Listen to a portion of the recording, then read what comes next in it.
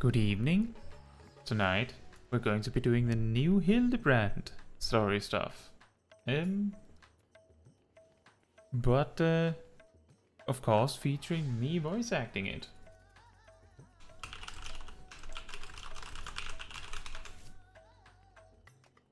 But I'm just writing up a question for the chat, which is hopefully sort of relevant this time. I don't know how long you can leave these polls up, I'll just leave it for as long as possible, and then you can choose whether you'd answer it in the poll or if you'd want to answer it in person. That should work.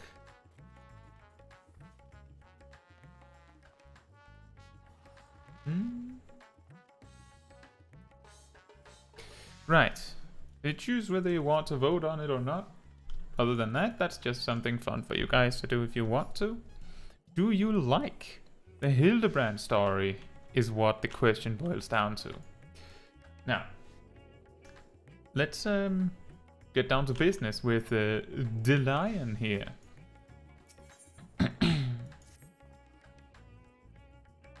Kaitsu, what suspiciously auspicious timing. I was just thinking of you and suddenly you appear. As I'm sure you recall, Master Poo-Poo claimed his purpose in coming to our world was to search for a missing comrade, which is, of course, merely a cover for his true objective, laying the groundwork for a full-scale invasion. But I understand the skeptical masses will demand proof of this sinister operation. Thus did I decide to bide my time, keep my eyes open, and let things play out. And no sooner had I resolved to do so when I received word concerning the inspector. It seems they've made progress in tracking down our alien friend. This could be my chance. I say my chance, but I can hardly stand against this cosmic conspiracy alone. You are coming along, yes? The truth will come out, or something truth adjacent at the very least. Hey Tracy, how are you doing? Then let us be on our way. They were headed to Palaka's stand, and we don't want to miss even the smallest development. Good to hear, Tracy. So obviously this stream may include like zone spoilers by way of the story happening here in Endwalker Zones, but the story is entirely contained in the insanity that is Hildebrand. So if you haven't gotten to Endwalker for the most part, the biggest spoilers you have to be aware of is, oh, I didn't realize we would go to this place, or something like that, which may be significant for some players, which is why I'm highlighting it.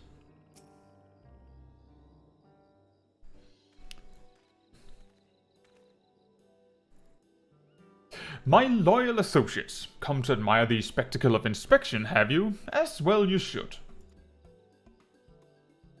Look, Master Poo-Poo, Kaitsu has come to help. Thank you, Kaitsu, you're too kind. What? What? No more poo-pooing? You speak our language now? No echo or universal translator what's it's required?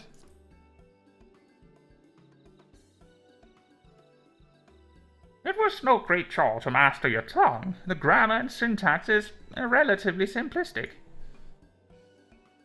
Such a terrifying intellect. What hope do we have to prevail against it? Ahem. So, how did you narrow down the search to this particular area exactly? Why, my tried and true inspector's sense, my dear fellow. All the perceptile and imperceptile signs pointed me in this direction, although they did neglect to include a precise location. For that, we must rely on another tried and true inspecting technique. Interrogation! Spread out, everyone, and question the locals on any poo-poo shaped sightings.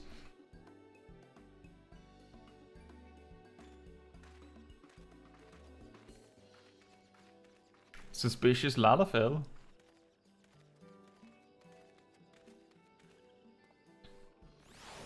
Hey Meowie, how are you doing?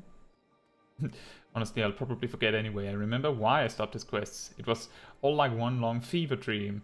Yeah, the thing is with the Hildebrand story is that a lot of players hate it. A lot of players love it. It's like, it's extremely dividing, which is understandable. It's like, we're dealing with super Japanese humor, then translated to English. And some people like it, some don't. Completely understandable. I think it's funny. But if you can't stand it and just wanted to clear it for the sake of getting it done, I think most players won't put it past you that you skipped it. Like, skipped the story. But it's also, like, such a long story if you choose to sit down and watch it, that if you haven't started yet, or still in the A Realm Reborn part, then my argument that if you watch my Endwalker duty roulette streams and such, if there's anything that gets spoiled for you by seeing it, if you're in Stormblood, you'll have forgotten by the time you reach it. Like, that same logic probably applies.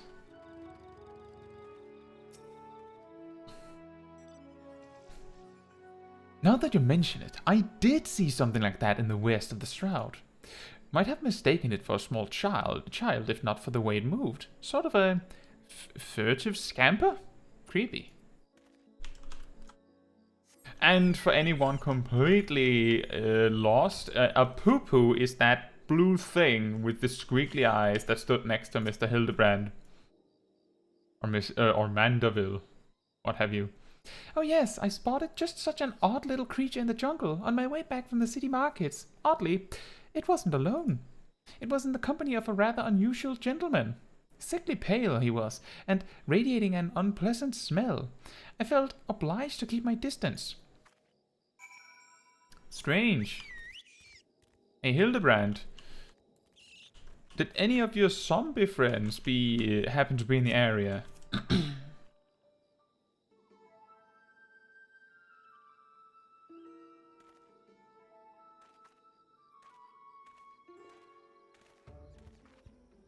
Kaitsu, have your investigations borne fruit? Mine own carefully crafted queries place an individual of Master Poo-Poo's proportions in the south of the Shroud. To the west, your sources say? I asked around, and there have been a few sightings in the jungle, somewhere to the north. If we have sightings to the north, south, and west, then that must mean... Don't tell me that the answer is east, Hildebrand. Okay. Master Poo-Poo has more friends than he realized. I'm not that gregarious. I have precisely one friend on this world. Could it be doppelgangers? No. Too simple, too obvious. It's more likely the same alien wandering the jungle, being spotted in different locations by different eyewitnesses. Which just means we need to... I can't believe I'm suggesting this. Split up and search the whole area. What are we, the Scooby Gang? Can I be Wilma? I have the glasses. A fair proposition. Very well then. Oh, are we launching a search party?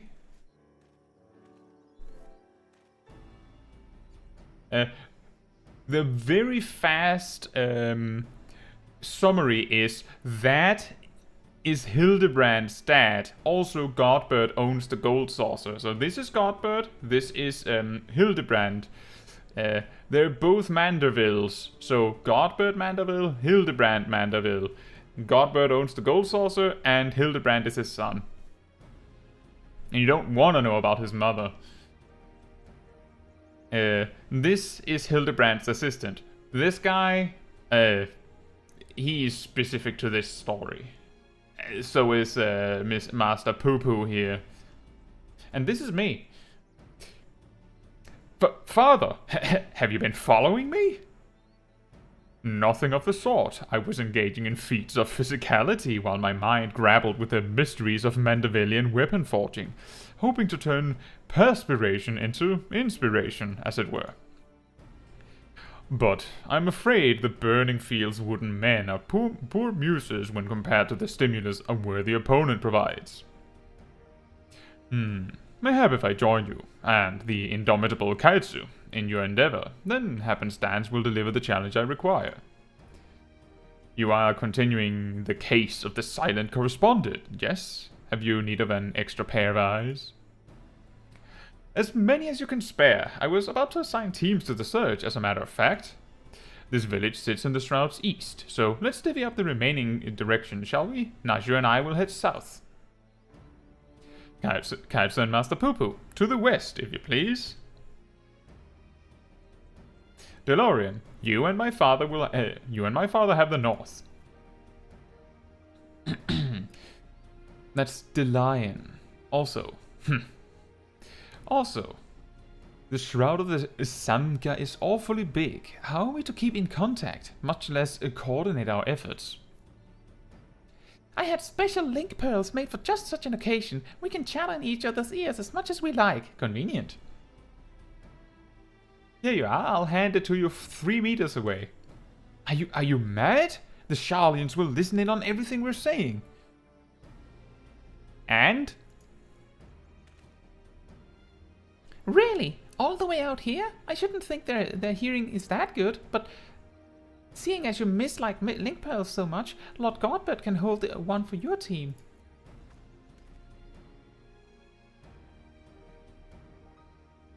Hey Raziel, thank you so much for checking in. You'll do together with your friends. That is interesting. I hope you have fun with it.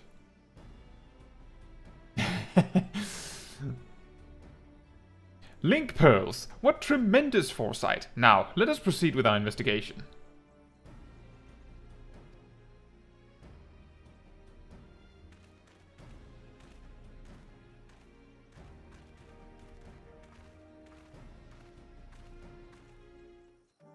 I think the one thing that that really causes the Hildebrand story to fall flat for a lot of people is that it is 100% not voice acted. Like, none of it, which I think is a huge mistake. The Inspector wishes us to search in the west of the jungle, yes? I will follow your lead. Poo-Poo is now accompanying you. Keep him at your side in order to proceed with quest objectives. You can leave Poo-Poo behind by entering a different area, or by speaking with him and selecting the option to part ways. If you wish to have Poo-Poo join you again, return and speak with him at the original location. Tracy says, I got bored with Hildebrand and AR. That's fair.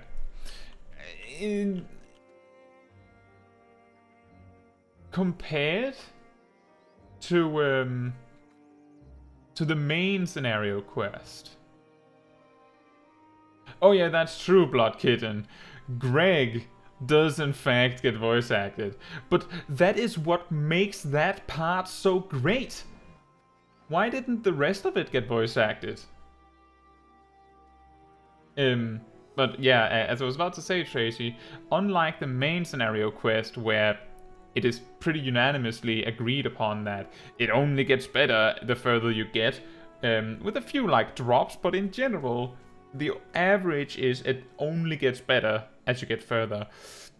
The Hildebrand storyline has a lot of ups and downs, boring parts, funny parts, because humor is subjective. So, as I said before, if you don't find this Japanese translated to English slapstick humor, Sunday morning cartoon style ridiculousness funny, then you probably won't find Hildebrand very funny. Which is completely okay. And Coco says, no way there's a character called Greg. Well, you know Gilgamesh? That's Greg. And Meow says, it would be much better with voice acting. It would make the humor easier to digest, I think. I agree, exactly. It's like, writing a spoken joke and then having you read it.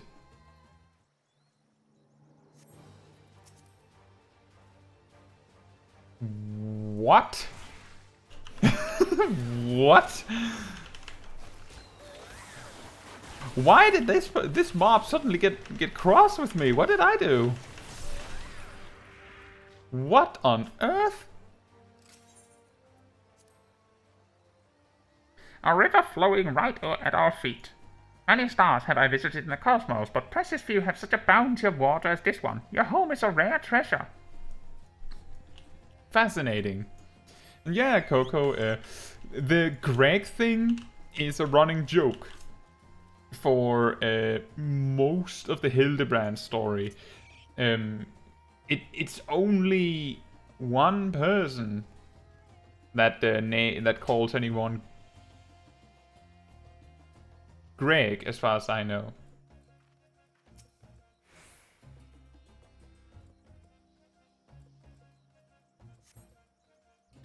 But Blood Kitten is 100% correct that there is voice acting, but it's just Greg.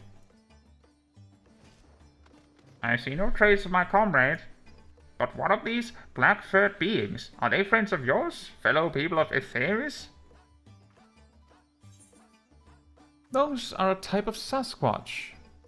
By which I mean no. Although vaguely people-shaped, perhaps, but not people. Not particularly friendly either. There's a greater variety of species here than I anticipated. I shall have to collect more samples. Let's keep moving. Blood Kitten says, I just wish I could play 1.x Hilde questlines, meaning, of course, the story before Realm Reborn. And you know what? That's a good point. The start of the Hildebrand storyline in A Realm Reborn is so incredibly absurd that I can only begin to imagine how it got to this. I wonder if there might be like someone that recorded it back then. Would be better than nothing. And Coco says Greg is a liar. He is. That is correct. The rock formations on this island remind me of my home star. They have the same vibrant hues, the same stark beauty, if only... but never mind that. We have a friend to find.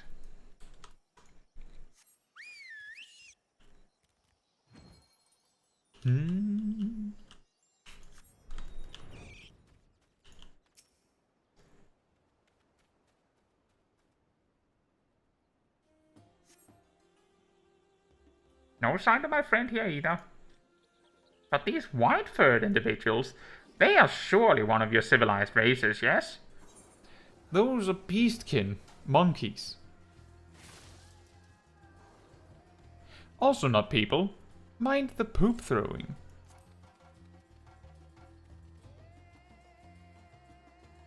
I find it difficult to tell the difference. One semi-intelligent life form is much the same as another. Well, never mind. Moving on.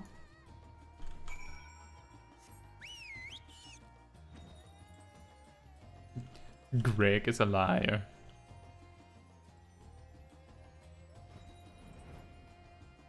Blood Kitten says the short story is, and I'm guessing the story from 1.x, Hildebrand shot the Gunspera thingy at a minefield and went to the Dalamut moon. You have more videos on YouTube recapping it, but Irianje also took part in some of it. Now that's interesting. As far as I know, the Scions don't really make very much, if any, appearance in the Hildebrand storyline as of A Realm Reborn and beyond. That's funny.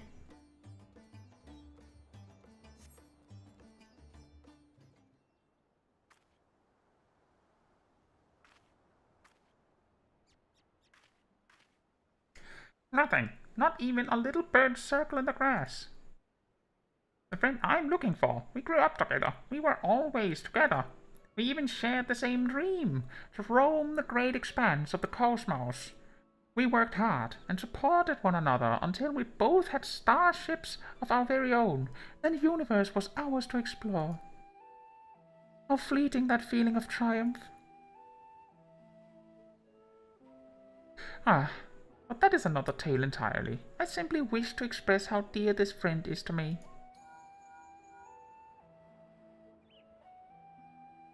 Hello? Hello? Is this thing on? This is Nasho. We think we may have found Popo's friend. Come to Perusa as quickly as you can. Yes, let's take my starship. It's the fastest way. I have a carbuncle.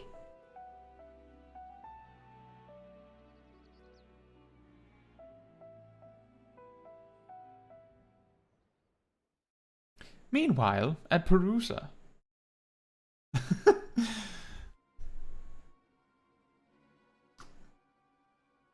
What is this, the main quest?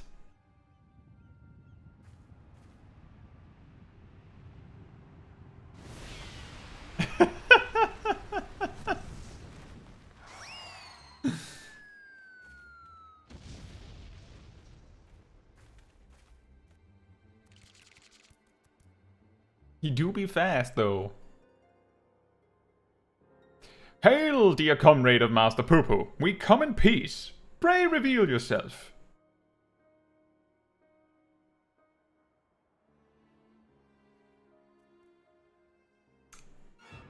I'm pretty sure that is not an alien. That is also not an alien. And those are also not aliens. Those are plants. But wait, you're the Mandragoras! The Mandragoras? I know that gentlemanly overlord's voice.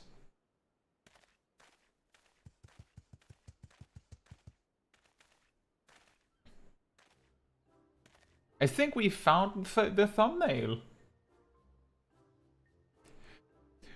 Master Zombiebrand. They said you were trapped in slumber, but I rejoice to see that is no longer the case. Gods, it's one of the Walking Dead! Greetings, friends. I am a proud member of the Gentle Deadmen and disciple of Master Zombiebrand.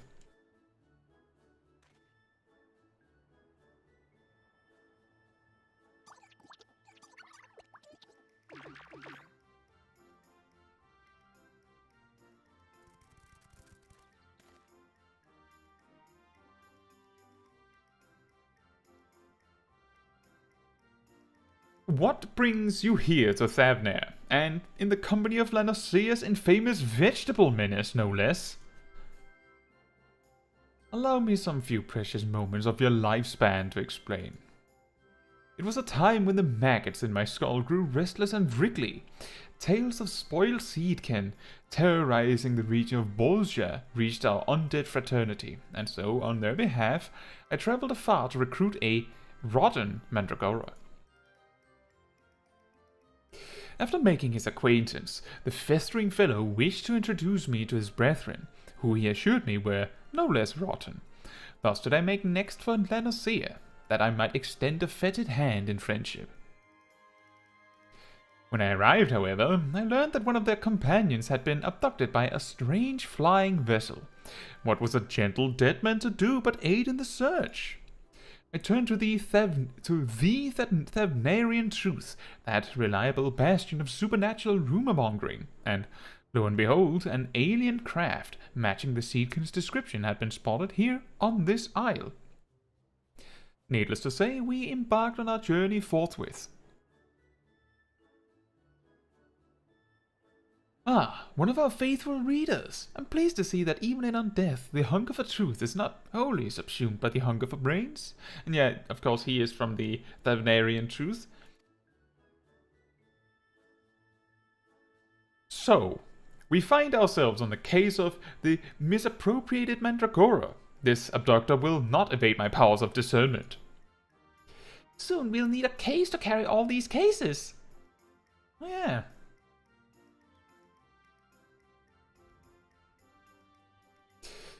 An abductor? I have a feeling we won't need to look far.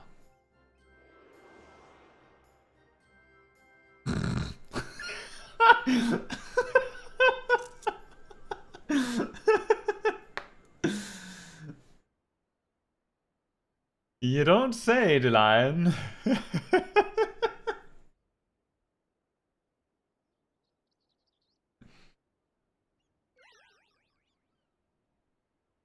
Ah, that may have been me.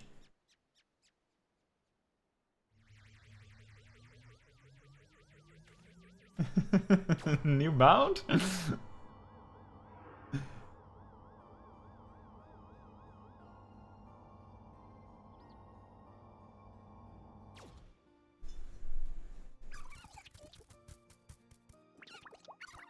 That was just so perfectly framed. It's like, an abductor, you say? I don't think we have to look far. And then you just see my character floating in the distance. Forgive me for taking your friend. In my sample collecting frenzy, I must have mistaken him for an edible plant of some kind. Understandable. You would not be the first to confuse a mandragora with a salad ingredient. The main thing is that he is returned to us unharmed and uneaten. All's well that ends well. Now, if you will excuse us, we should be getting back to Thanalan. Rotting flesh and humidity is an unpleasant combination. Is Thanalan just super dry then? I guess it would be. It's not tropical, it's desert.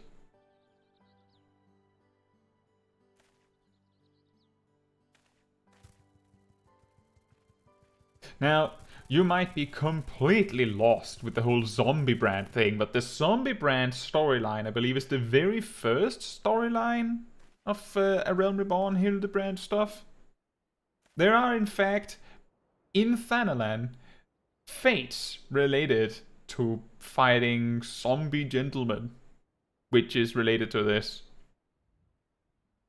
My apologies, Master Poo-Poo. We seem to have missed the mark this time, but I swear to you, I shall not rest until we are reunited with your comrade. I almost believed your keen inspector's sense to be a form of prognostication, but he like needs to pull out a piece of paper with the word on it. Prognostication, but it really was just following your gut. And I'm afraid vague inspectorial feelings will take us only so far. We have an entire world to search, and for that we'd need, oh, I don't know, a veritable army of inspectors. An army of inspectors? That is a possibility. Of course, I can simply clone a multitude of Hildebrands as I did before. Now, let's not do anything rash. Immediately doing something rash?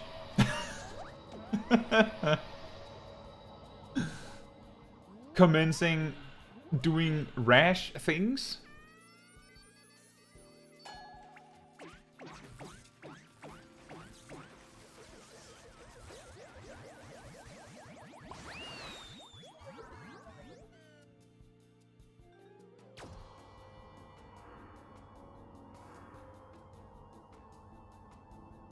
Did you make one clone? Oh dear, the ship's matter duplication facility has been temperamental for a while, and now it's broken down completely. This clone is the last it will ever produce. That's probably for the best.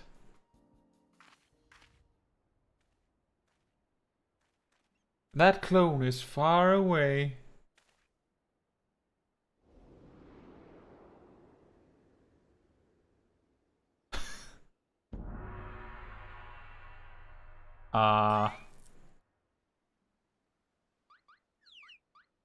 He looks weirdly polygonal.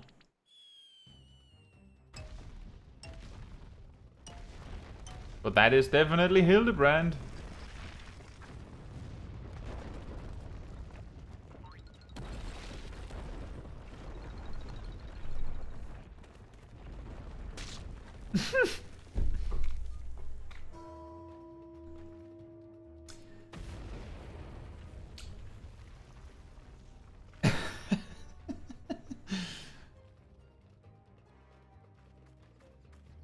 Yes, let's check on the clone first. You're probably fine, Hildebrand. You just got squashed by a rock.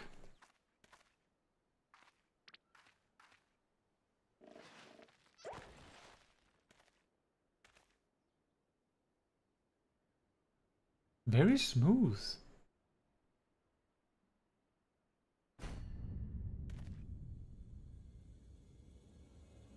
It's Lego brand.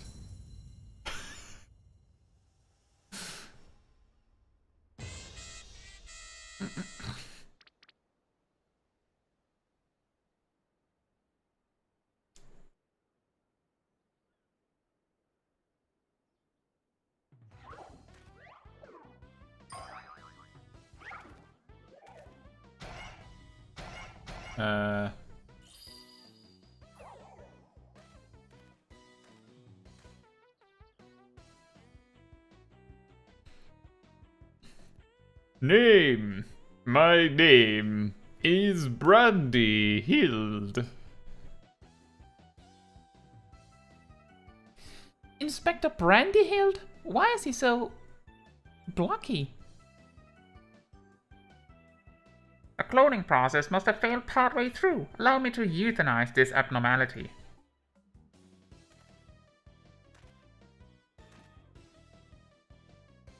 Now, let's not do anything rash. You just said that. Commence doing something rash.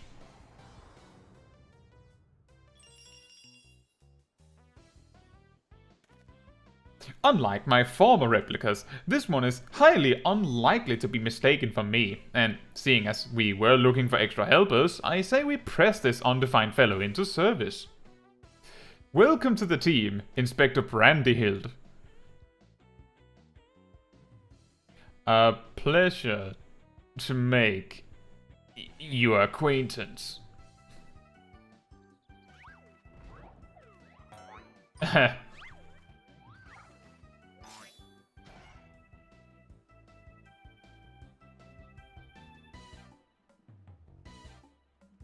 Godbad?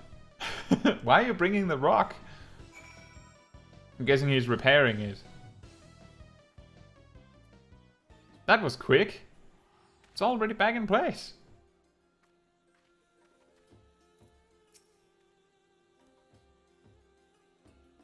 Also, I think I completely forgot to mention that. Welcome to the stream, Alif. Hope you're doing well. We made quite a mess of that temple ruin, but thanks to Father, it looks as good as new. Oh, okay, I did guess that right. Or would that be as good as old? In any event, I look forward to tackling the remainder of the case with my charming new contemporary. I am... What are you doing? I am delighted to be part of it.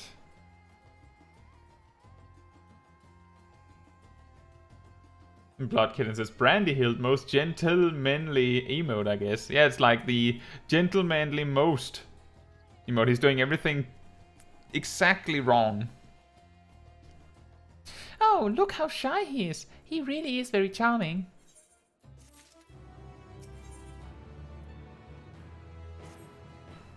An unexpected but invaluable addition to our ranks. With our numbers thus bolstered, I say we are ready once more to dive into the fray. Perhaps, but what of our strategy? We need a new approach. If I may.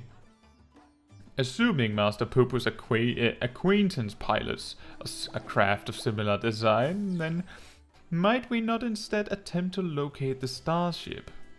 Such a striking vessel will have drawn more attention than the comparatively tiny being in question. He has a point. The Truth receives a large number of reports from readers claiming to have observed unidentified flying objects. We could review said reports, those that meet the criteria of shiny, silver, and saucer-like, naturally, and then remove instances which we know to have been Master Pupu. This should narrow things down considerably. Indeed, what a fantastic idea! Wait, are we reaching the point that Brandy-hild is a super genius detective or inspector because he's the opposite of Hildebrand? That's really mean. Ah, just the kind of brilliance one might expect of one's clone. I was about to make the very same suggestion. Well done, Inspector. Aha. I hope I have not overstepped my bounds. I am but a shadow of the original, after all. I have a stack of back issues stored in the workroom I use in the city. Poo-Poo can help me sift through them and cross off the sightings that were definitely him. Shall we?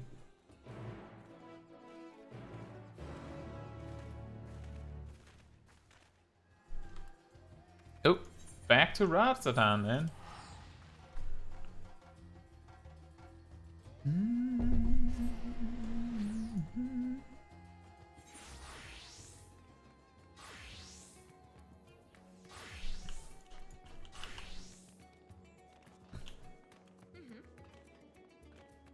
This is absurd. Of course it is, but still. Hildebrand, you need a change of clothes.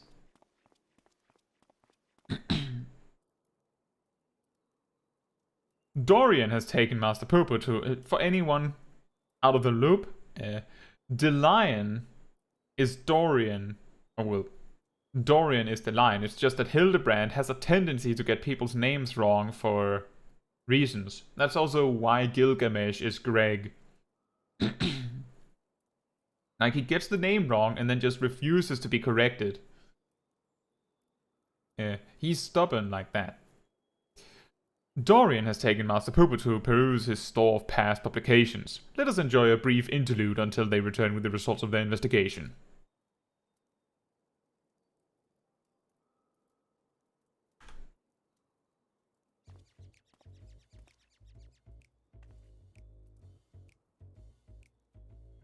We finished going through all the back issues. If we discount the areas we know Poo-Poo to have visited, it turns out that there was only one other sighting of a flying saucer. In Garlemald. The account itself was sent to me by an Imperial soldier named Numerius, who appears to be a loyal fan of the truth. All the way from the Empire. Your publication has an impressively wide readership. Our audience has always been universal. After all, the desire to know the unknown transcends all borders and creeds. The saucer was spotted during the Imperial War of Succession. Beyond that, there were no meaningful details.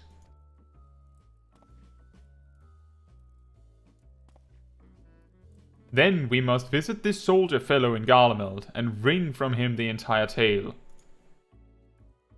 I agree. This is our only lead, and we've no choice but to follow up on it. To Camp Broken Glass. Raziel says, if you see the aura Ruei Maidamoi, could you wave at him, please? He's too shy to say hi to you again, but he's my love and really likes your videos. Is he nearby? Is he near you?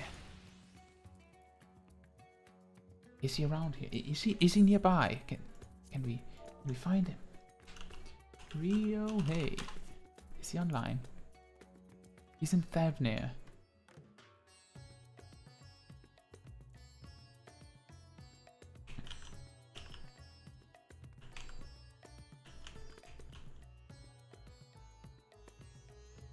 Well, you picked the last quest. We're right behind. I'll wait here. Hey, Raziel. Do you happen to know if Ruhe mains dancer?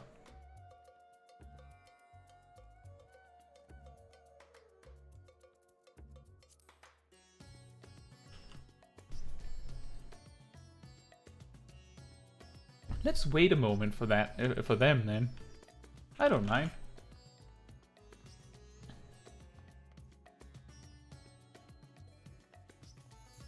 Do you know if he mains dancer, Raziel?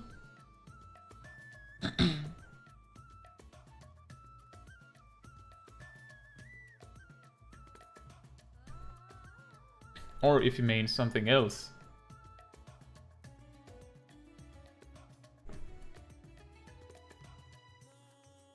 He mainly plays dancer. Well, then I'll wait here. And Coco says, I have a dilemma. What is your dilemma?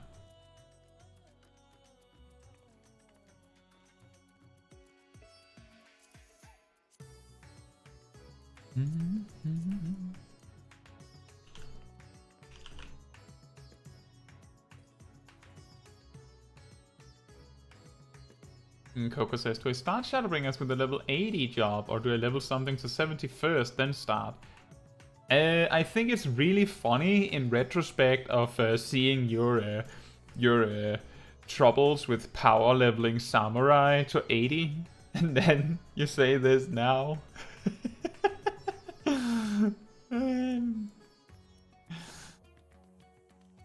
If you want to get the maximum experience value out of Shadowbringers, relatively speaking, then you should level a new job to 70 to do it. If you don't care about that, then you will be happy to know that the entirety of the Shadowbringer story should not give you enough experience to reach level 90. Probably. So you could choose a job that is level 80, do the entirety of the Shadowbringer story, and then just switch to another level 80 job when you get to Endwalker. I hope that helps with your question.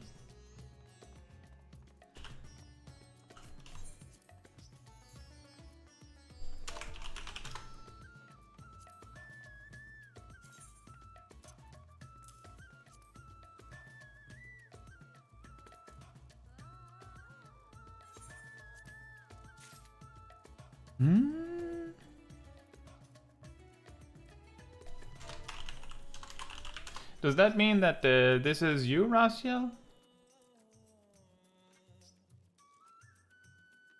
I actually thought your character, I memorized it as your character also being named Raziel, but I guess that is completely wrong.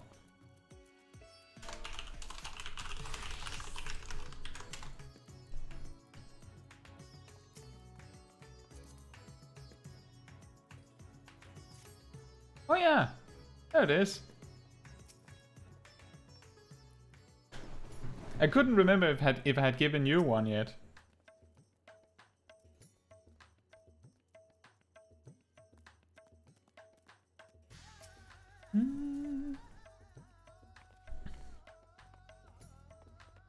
But thank you. Thank you for letting me know, Raziel. I always say that that I appreciate when people take the chance to like approach me in game. So it always makes my day when people do that. So for future reference, for anyone that is a bit shy about that, you're not bothering me by doing it. If I don't respond, it's because I haven't seen that you have written to me yet. I've simply just missed that.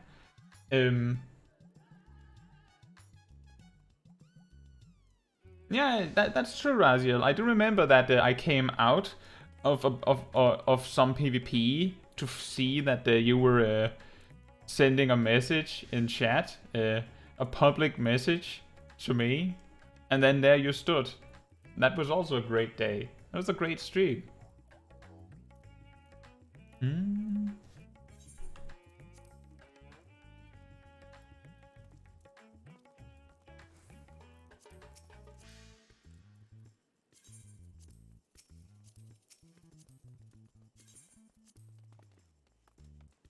Ryuhei was here too, but too shy to come and stayed in a bit further. That's okay.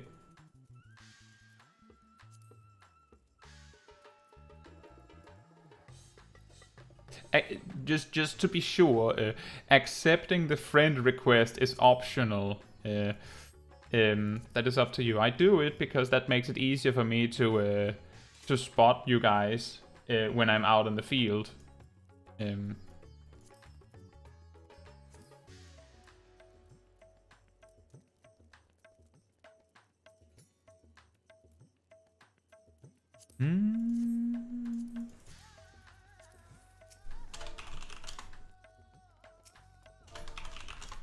Now, we should probably continue with the Hildebrand story.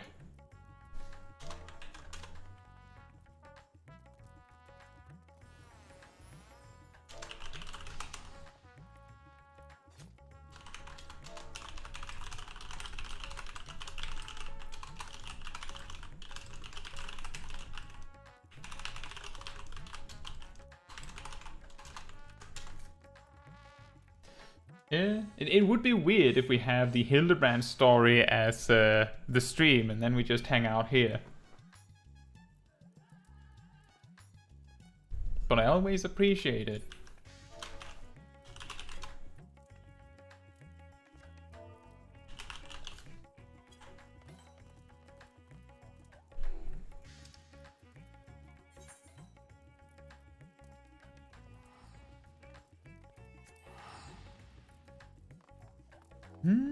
And Coco says I was going to level Gunbreaker to 70, but I still don't think tanking is for me. As I said previously, when you were tanking as Dark Knight, that went perfectly fine. If you don't like tanking, then there's no reason to force yourself to do it. Well, aside from the fact that you want that Amaro mount, but genuinely, I don't think it's a good idea to level jobs and play jobs that you don't like playing. That will just sour your experience with the game.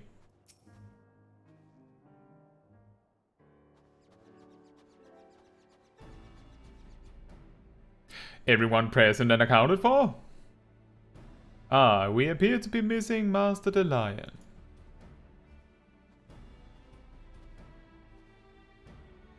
My apologies, but I had a hunch that I thought might save us some time.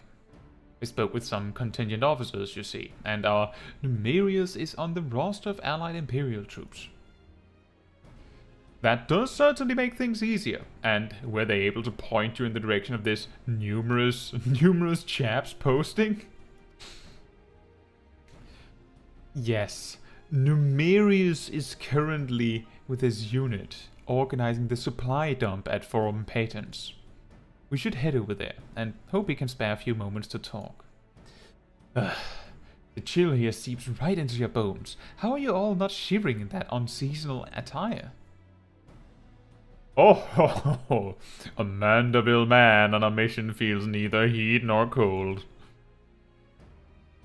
I'm not sure how one's frame of mind can overcome the reality of frostbite, but then again, reality always seems relative around the Mandevilles. True.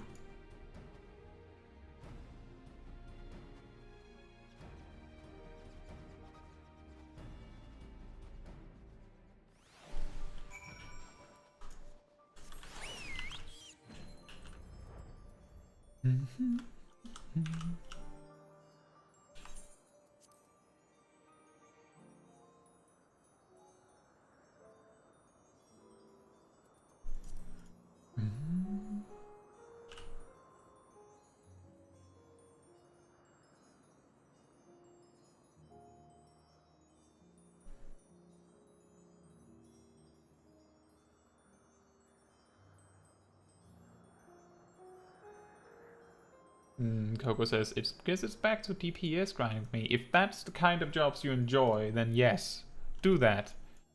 But I just want you to know, Coco, that you should not feel discouraged from playing tank because you fear you're not good at it. I think you're good at it. So, if it's just you don't like it, that's okay. But don't give up on it because you're scared of being bad at it.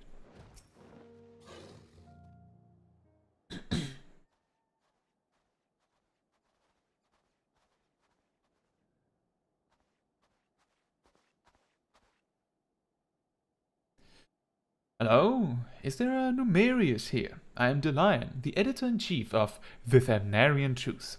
I've come to follow up on your eyewitness account.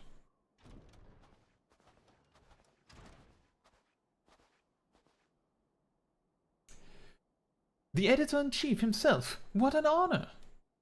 I wish there was more to the story, but everything I know was in my submission. I've not left to tell. Unless you've something else to share? Didn't you say you saw the source as well? Oh, I did more than just see it. This was around the time when the fighting with Nervous faction had escalated into all-out war, you understand. I'd been assigned to an anti-aircraft cannon and was actively surveying for enemies when this silver vessel flew into view. Some new kind of war machina, I presumed, so I opened fire and knocked it out of the sky. Presumed? You mean you never got a look at the wreckage? We were at war.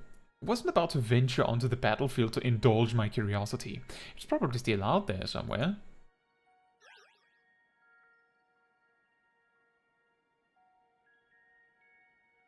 We have to find that flying, or should I say fallen, silvery saucer. Do you have an idea of where it crashed? Not an exact location, no.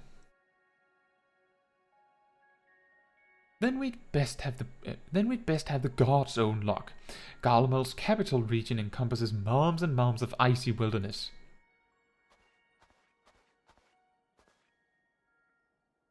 If I may, do you happen to remember the approximate speed and bearing of the saucer, and the position and firing angle of the cannon? More or less, I think. An artillerist without a head for numbers wouldn't be long for the profession.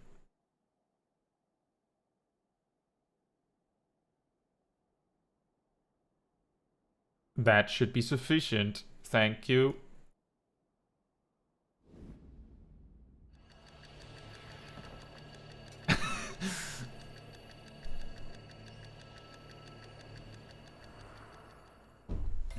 Of course, he's a hyper genius.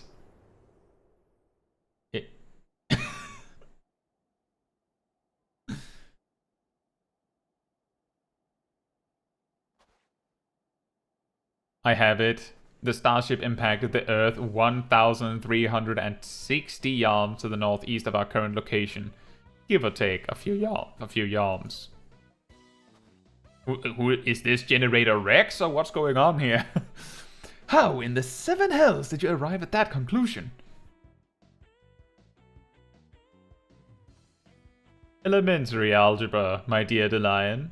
Assuming the craft belonging to Master Poopu's comrade is of similar construction, determining its trajectory is trivial. Trivial is maybe a bit, overzealous?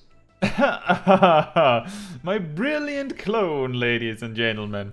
I was about to offer the self-same conclusion, but once again, he has beat me to the punch. Hooray for Inspector Brandy-hild! I seem to have stolen my progenitor's thunder. My apologies. 1,360 or so yards to the northeast of here. That improves the chances of our search from near hopeless to rather hopeful. Let's go and find this fallen saucer, shall we? Hey Jeff Carlson, how are you doing? Too many Mandibles on screen at the same time. Overload. Well then, I believe the last episode of the Hildebrand story had 10 Mandibles on screen at once. Ah, yes.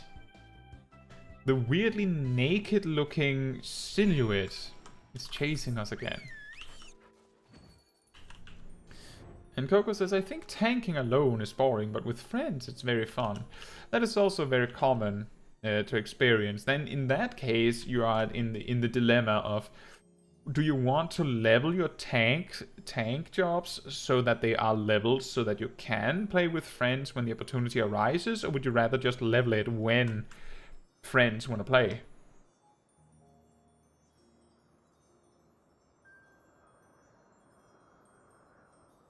Like, both things work. It is entirely up to you, and I'm just giving my perspective since you kind of asked. So for me, I'm absolutely biased because, I mean, so I played World of Warcraft for over 15 years, actually. And, well, on and off for 15 years. And I played tank in pretty much every single situation where I raided. So, and my highest geared job right now in Final Fantasy XIV is also tank. So, I might as well say that I'm a tank main, even if I play healer and DPS more at times. A pot, half buried in the snow. Nothing alien to speak of. It's an alien pot. Well, then how about this black metal debris?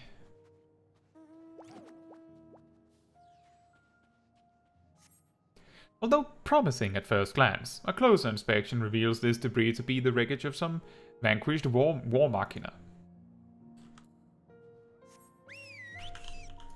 Hey Brandy-hild, what do you think?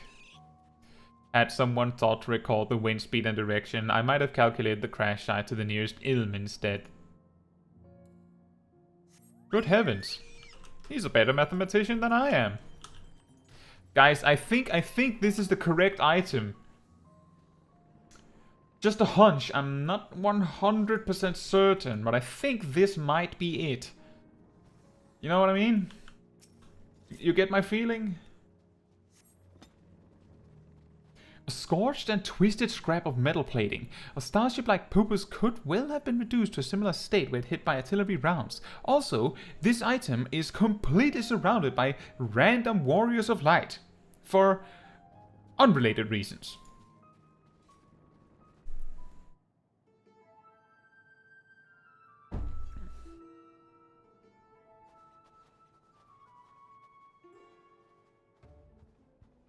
Oh, what have you found there, Kaitsu? An exterior panel.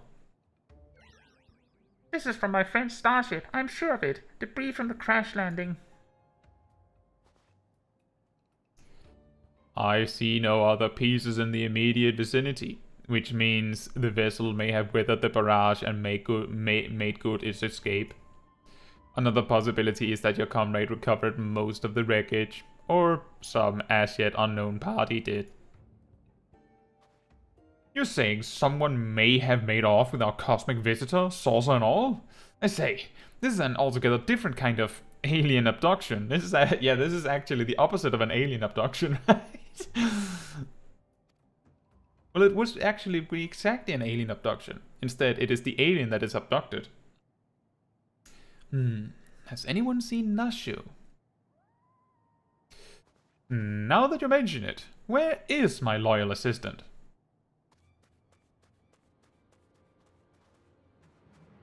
Help! You have to help! My beloved Miss Nashu has been kidnapped! Your what? Some cat claiming to be an agent of Dr. Luge came and took her away. He told me to tell you, and I quote, If you want your precious companion returned alive, then Kaitsu must present herself at the Tower of Babil, specifically the Magitech servicing facility.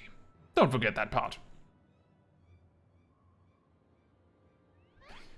The gall, the temerity, the audacity! My stalwart aide spirited away under my very nose! My apologies, but who are you? A close acquaintance of Nashu, I assume?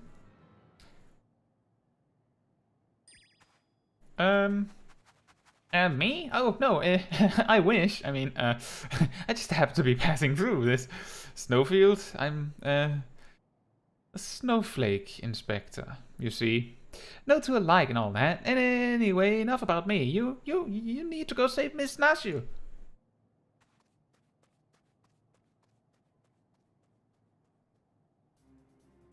At last, a chance to stretch my legs, unlike that speed run you had earlier.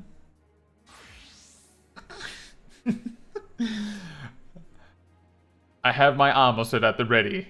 Goldsmith, let's go. What say you, my son? Shall we get this rescue mission underway? Indeed we shall.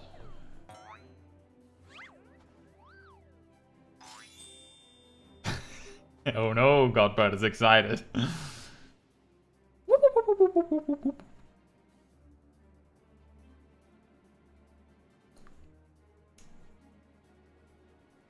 Isn't the Tower of Babil... Oh yeah, it's... For some reason I confused it with a different tower. They left without us, even though this doctor fellow asked for you by name. Curious.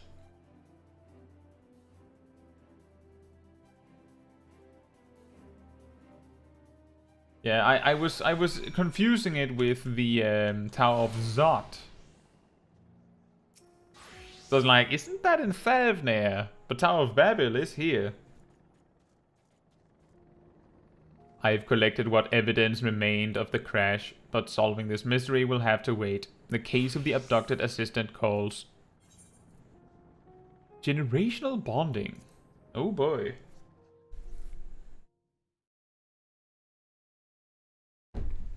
Meanwhile, at the Tower of Babil.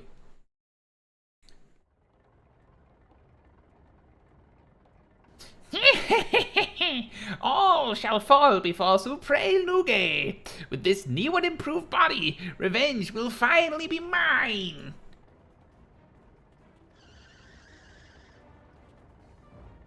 Like father, like son.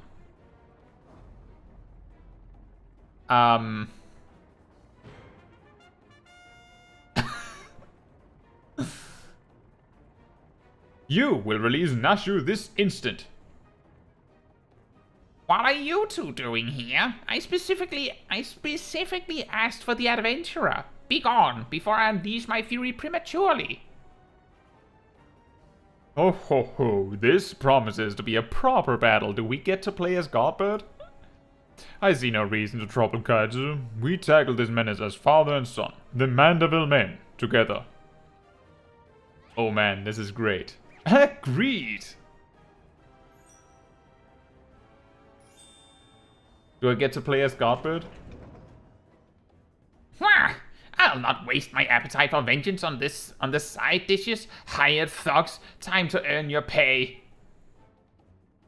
Jeff says, I love how Godbird just randomly loses clothes and spends his time in his... Well, they say that a Mandeville man is at his most powerful when he is not wearing much.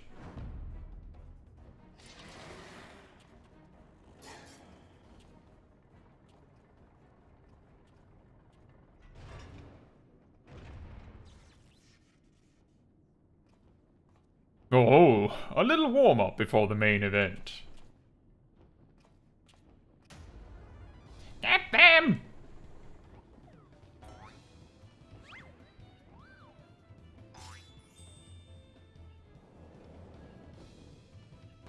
Yes!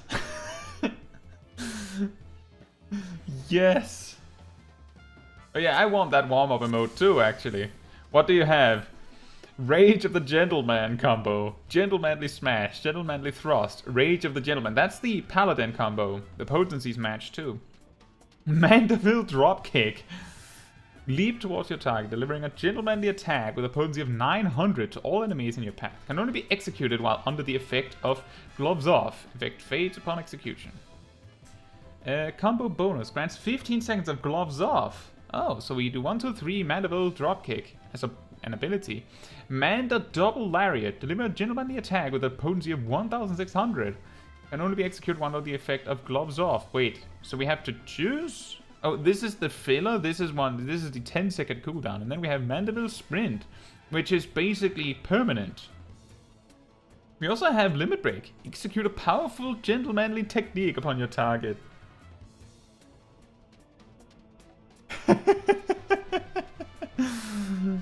He only has 9,999 HP.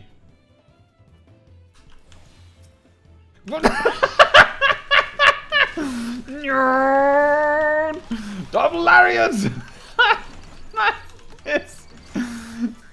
It's absurd. Dropkick!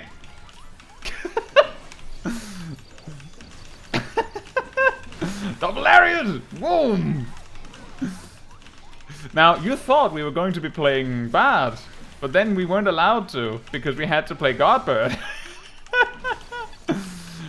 Get our speed buff again. Double lariat! Well then.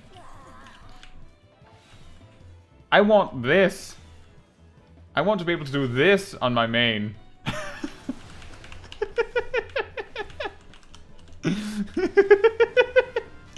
Wait. Is that a slow-moving missile that we can... Yes! Yes!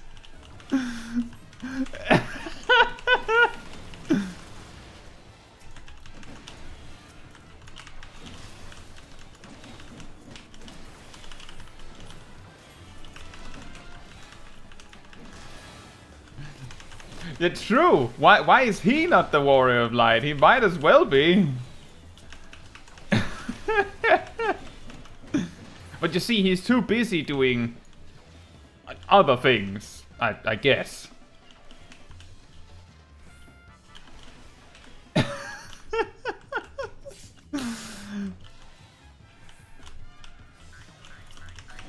How about some more ads? How about double lariat? Okay, that was pretty strong. What exactly is Hildebrand providing to this whole situation, if I may ask? Is he just like pointing out what the mechanic is?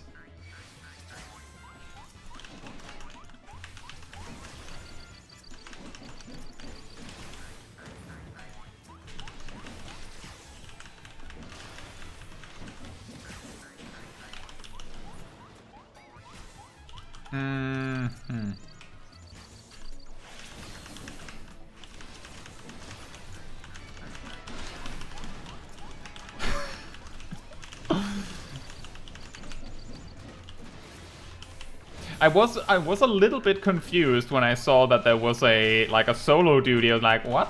This doesn't normally happen with these kind of things.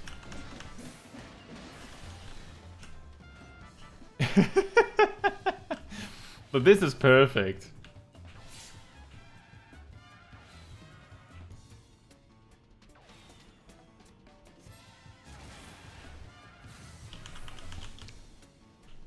Excuse me, what? Neutralize the... Wait, we're going in super slow motion.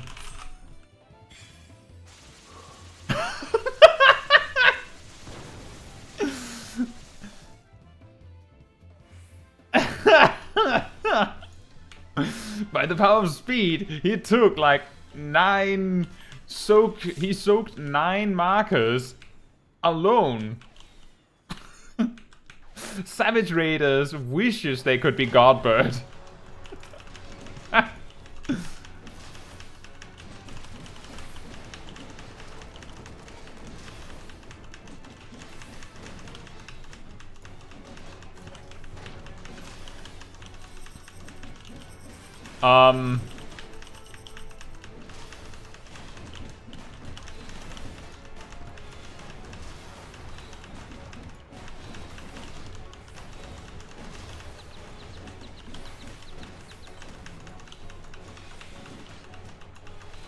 Kobe says, too busy looking at bunny girls and making money. I don't think he looks at bunny girls, he has a wife.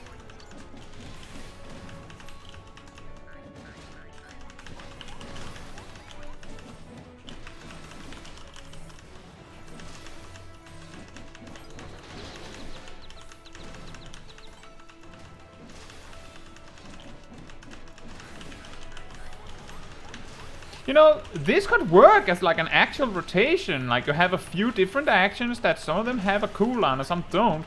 And you just have to like quickly use an ability to spend them like this. Like this does sort of work like a rotation. There's something here. This means we're getting pushed back.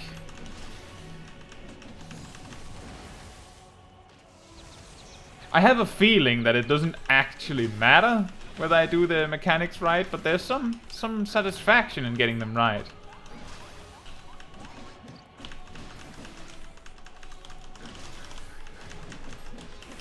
Dropkick!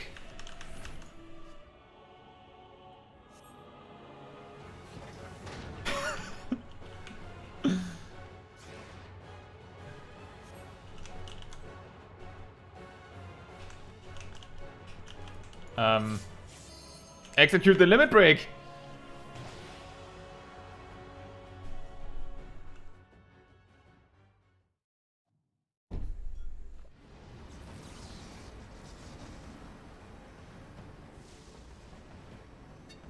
Now's our chance.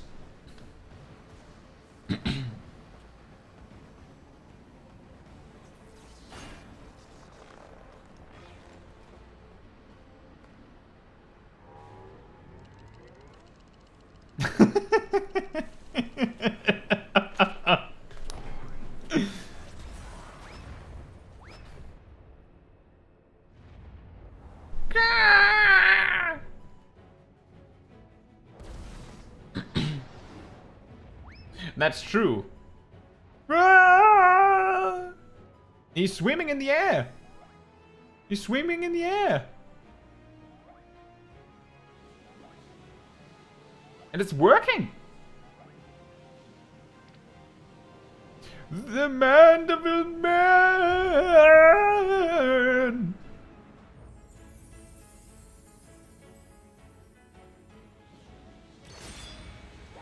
Victorious again.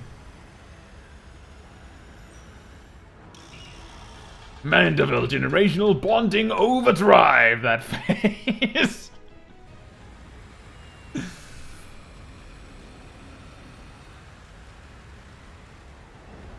Overdrivers! Is this a JoJo reference?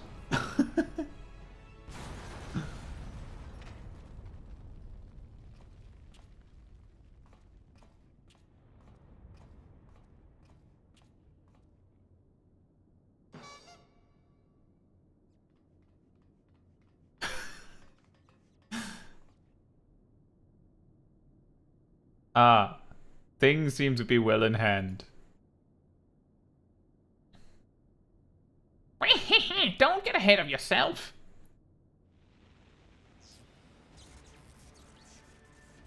There you are, my loathsome nemesis. I saved something special, just for you.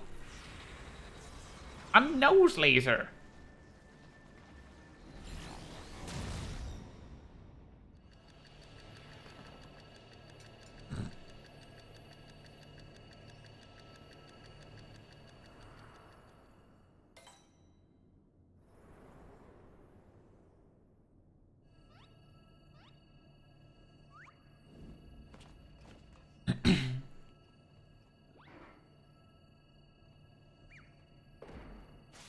What?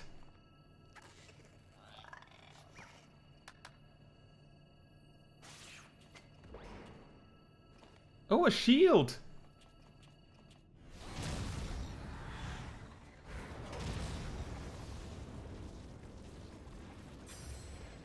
Yeah, so he just stopped time, apparently.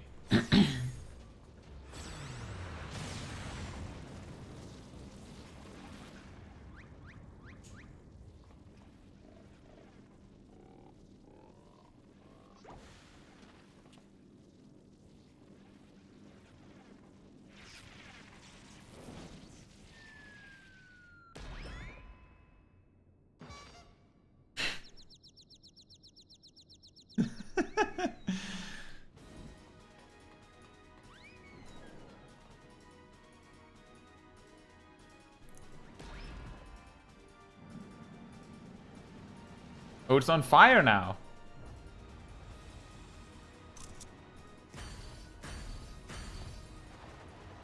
No! I don't think my character's ever looked that badass before.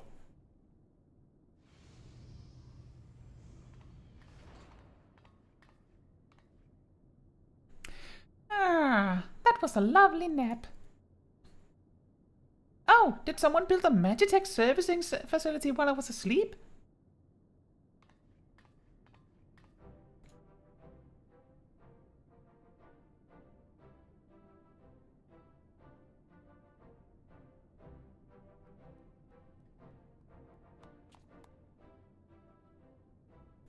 Nicely done, Inspector Brandy-hild. Once more, the clone has put the original to shame. Inspector, please. I am but a pale imitation of your ideal. Oh, I knew keeping company with the famous cats would lead me to a worthy challenge. Worthy of breaking a sweat, at least. He just broke a sweat. You've done all the work for me! I like how you can choose to be excited or sad about it. Work? This? 'Twas but a playful skirmish compared to your usual do-or-die dilemmas. The villain is vanquished, and Nashu is returned to us safe and sound. I say we head back to Razatan to regroup and rethink our position. Your comrade yet lives, Master Poo-Poo. I am certain of it. Take heart, and let us continue the search.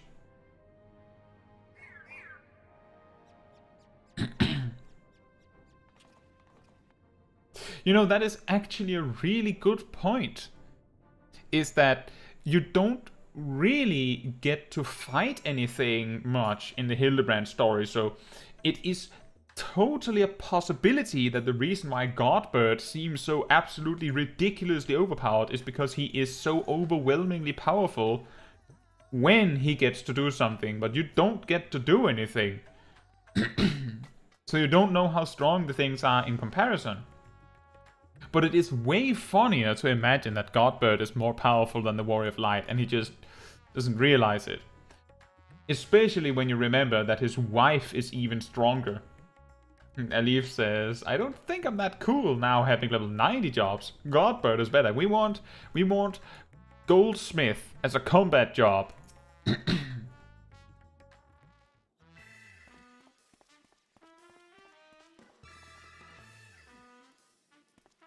To Garlemald and back have we journeyed, yet this is just the beginning of the case of the silent correspondent. Come, my friends, the shard of saucer we secured shall lead us onwards to new discoveries.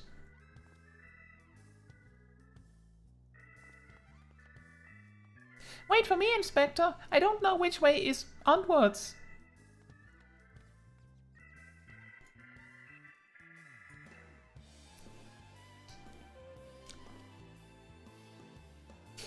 I should follow him, shouldn't I?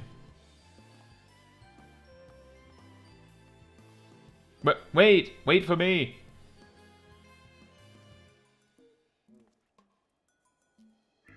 A final word from yours truly, if I may. The complexities of Godbrand's techniques have had me flummoxed, I confess, but I do believe this recent spot of exertion has provided just the inspiration I required.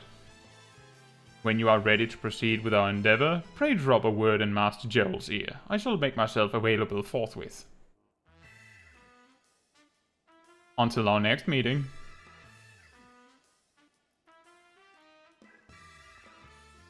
Thank you so much, John Pang. I will get back to you in just a moment. We're just finishing up this cutscene. Thank you for assisting me with my investigations, Katsu. Once again, our travels were rife with inexplicable phenomena, and yet I am no closer to exposing Poo-Poo's well-concealed conspiracy. He will slip up one day, though, and you and I will be there to catch him. If I remember correctly, there's like a little credits thing here.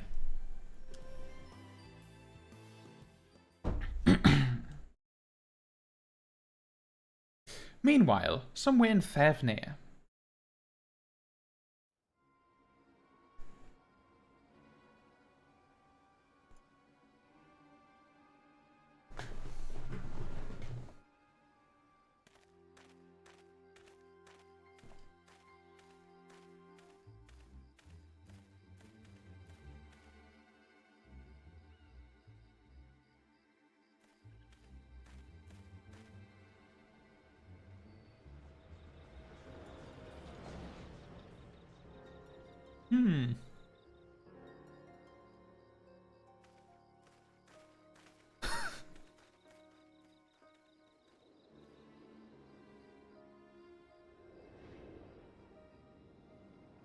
Ah. Finally, he's revealed. I don't know who that is. I don't remember who that is. If I'm supposed to know.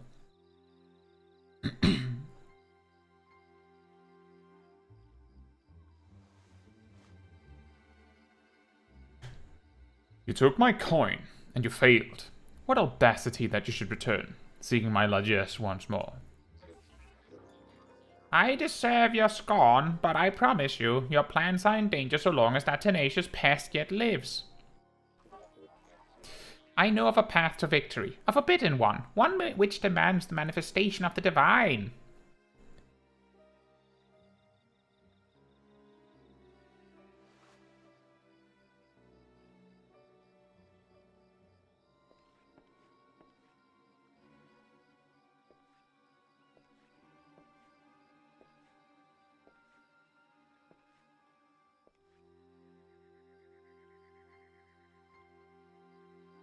You have my attention. Is that a Regaden?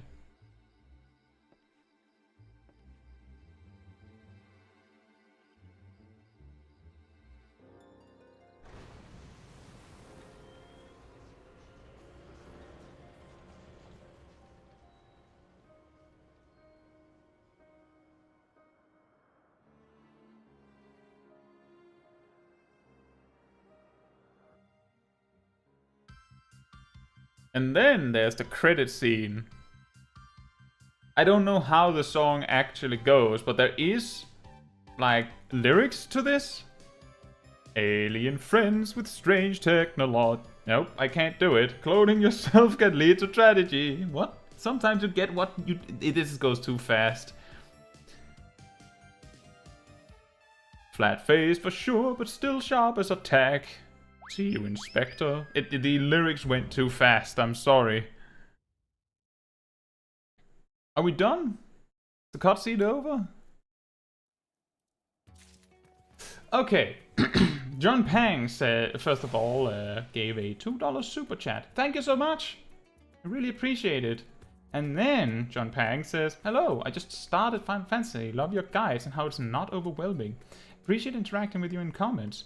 Do you think it's worth it for a new player to learn Dragoon, even if it's getting reworked? And also voice acting not half bad. Thank you. So we know that Dragoon is getting reworked, but we know that that is happening in the next expansion. At the earliest, we're expecting this expansion to land somewhere early next year.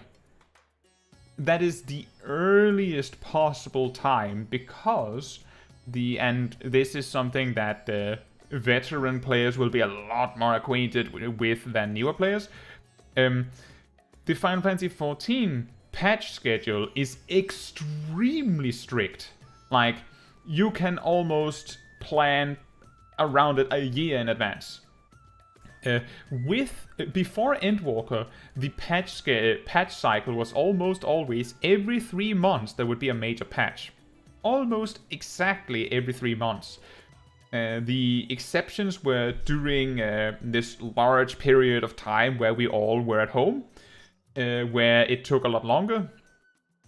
But with Endwalker, they announced that they would have major patch cycles every 4 months. This has been strict.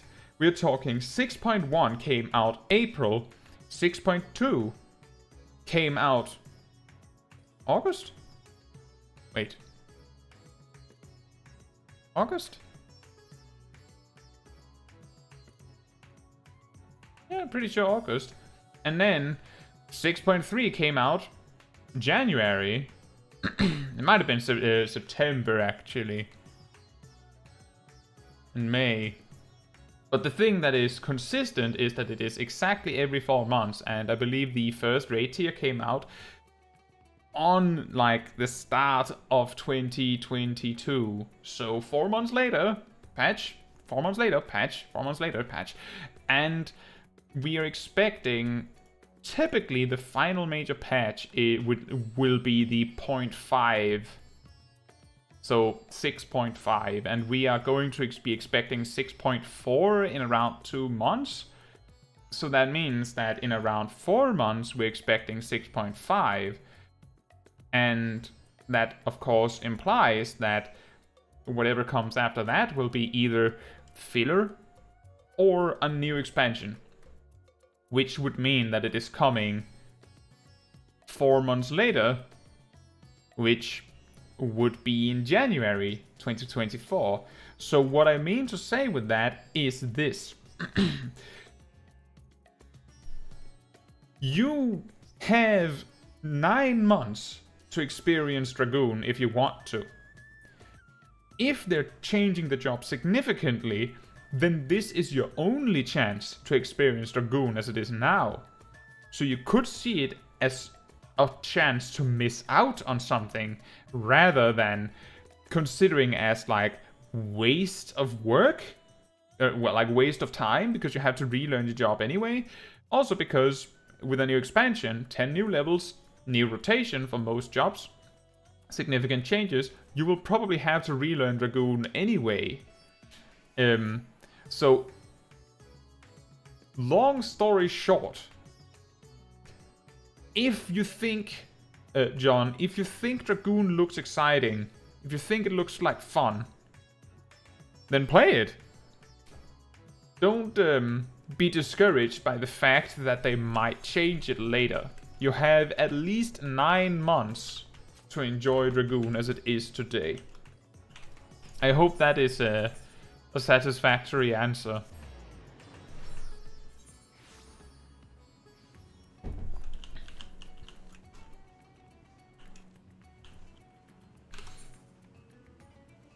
I think we're missing like 10 astronomy to upgrade a weapon.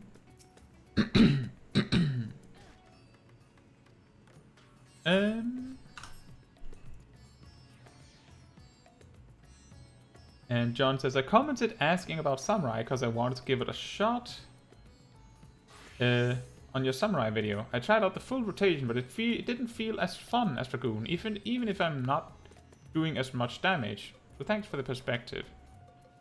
See, that is also a really good highlight here. Anyone else watching, listening in. Samurai didn't feel as fun to play as Dragoon did, even if I'm not doing as much damage. That is really what matters. Let me put it like this: at max level, all of the DPS jobs are within close enough range of each other in like power level that there isn't like you choosing to main a job that deals less damage, hypothetically, will not hurt your chances of joining hard content if you choose to do it. You can also choose to not do it. There's so much to do in Final Fantasy XIV that you don't have to play Savage if you don't want to.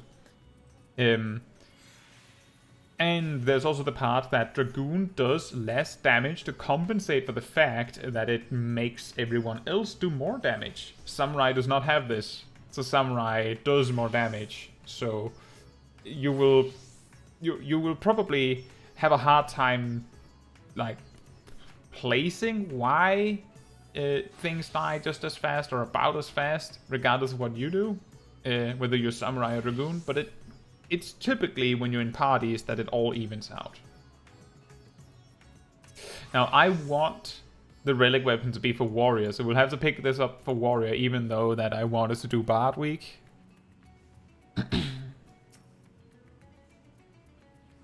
Please note that upon completing the quest Well Oiled, you will receive a Mandeville weapon for a Warrior. Please ensure you have changed to a desired job before speaking with Gerald.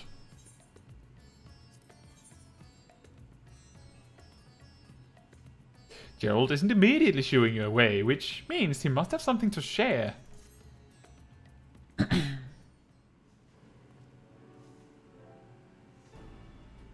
Kaitsu, how are you finding that Mandeville weaponry of yours? I think I'm gonna change that. Seeing as mine was the hand of the forge, the answer you're looking for is bloody marvelous. Still, it can always be better, and it sounds like Godbird's ready to build on the bare bones of what we've produced so far. I shall call upon his lordship.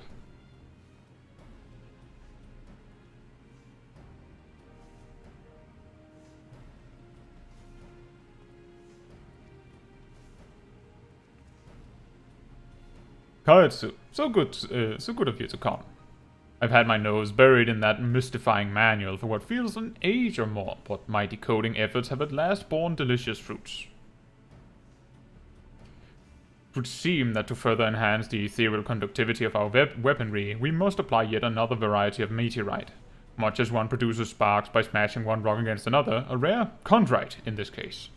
The true key to the process, however, is something rather more intangible. Well, don't leave us hanging. Yeah, you overdramatic peacock. Tell us already.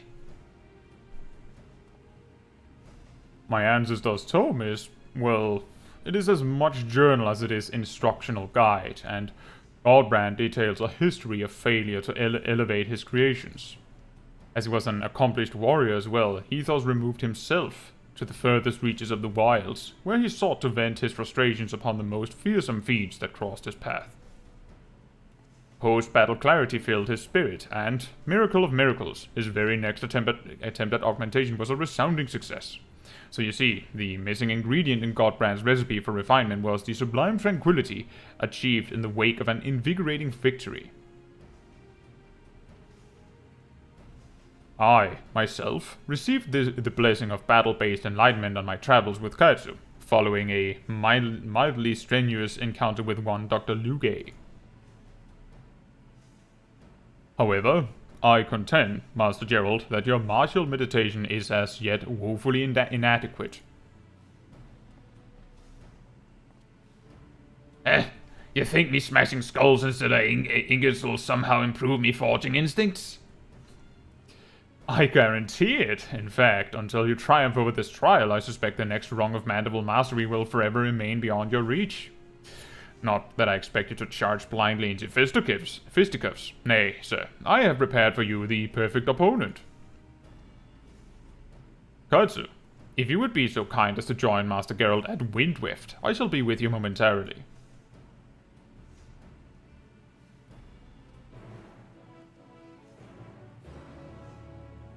John says, why does your accent disappear when you voice act? It's not actually that. It's actually not bad at all. Thank you. I don't know. I think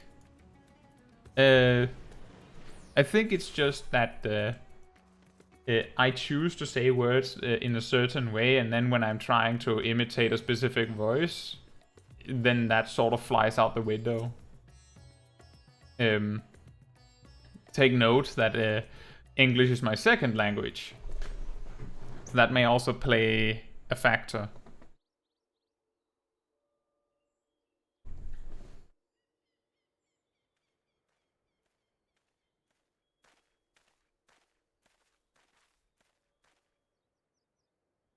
Well, here I am, so where's my perfect opponent?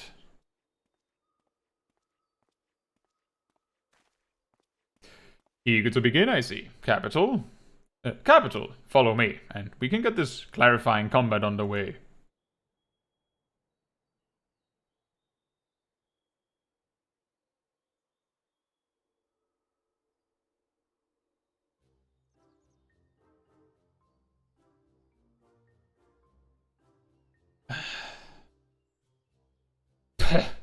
A flimsy little mammoth. Now, I ain't a warrior, but feast your eyes on these corded arms. If this were a tavern brawl, the smart coin'd be on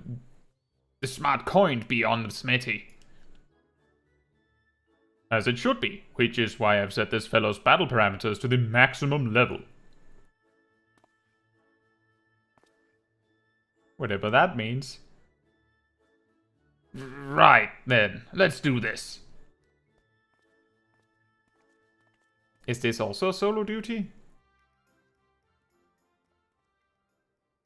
Why does the mammoth get to have an axe?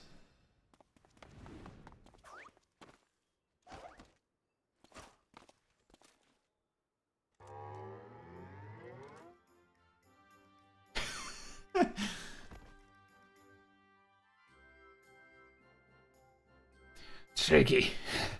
Little bastard.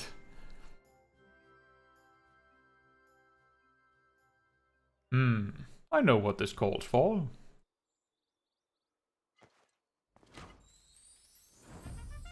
A generous application of Mandeville-mandated lubrication. What?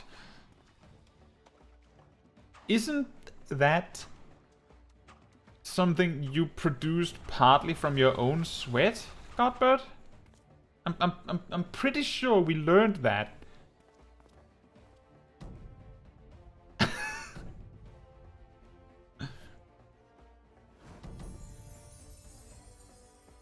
What did you just slap me with?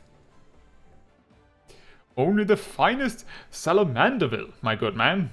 Feel it sink into your muscles and augment your natural prowess. 'Tis the oil of champions. You know, I do feel oddly powerful.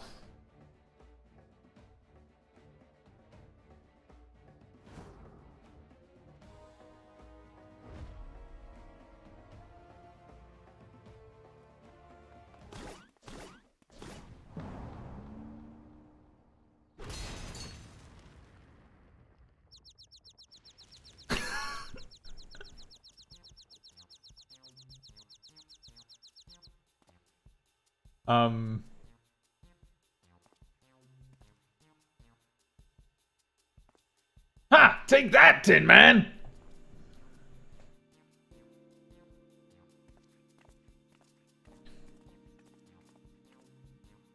What a rush! I've never wanted to forge summons so badly! Is this that battle enlightenment you was on about?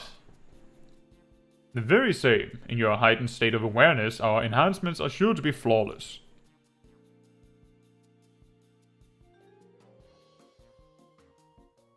Then let's get to work. As before, your job is to bargain for meteorite chunks from Jabruna. Rowena knows to supply her with the chondrite we need. I'll head back and warm up the furnace. Well, if you need 1,500, you might want to wait a while. Oh, ho, ho, ho. Even at its weakest setting, even at its weakest, watching my mammoth do battle is always a treat.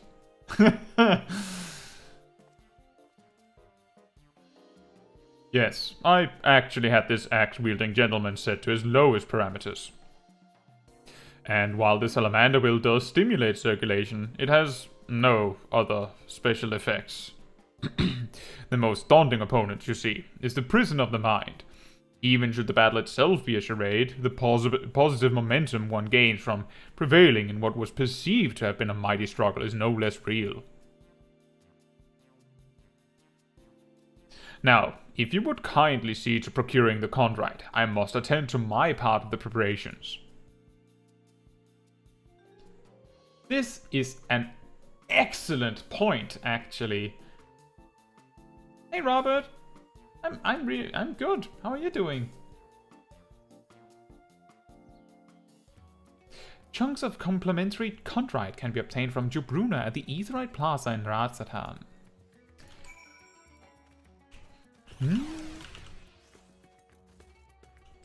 It is an excellent point. He tells Gerald that the mammoth is at its full power, and then he gives him some quote-unquote power-boosting oil. And then, when Gerald wins, Gerald feels like he's worth $1 million. But in reality, the oil didn't do anything, and the mammoth was actually at its weakest.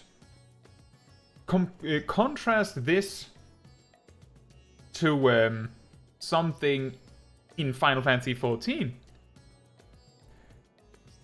Every encounter in the game is difficult for someone. So saying that it is easy because you find it easy doesn't help anyone. It just puts anyone down that finds it difficult. And it also puts you down for finding it easy. Or, well, it means that your accomplishment for finding it easy is worth less. So you choosing to say, no, actually this is difficult, simply means that someone can be prouder of their achievement. Similarly, stating that a job is difficult means that you being good at it makes you better, while also meaning that someone having a hard time with it doesn't feel as bad. It's a bit like that. Praise people for accomplishing things in the game, because they will feel better about it if we do that. And as expected, we're going to need 4 more astronomy. So that means that it is expert roulette time. So this was somewhat expected. Normally on Tuesdays we do duty roulette stuff, or sometimes at least. And to acquire our astronomy, we will have to do some duty stuff. For anyone interested, anyone who is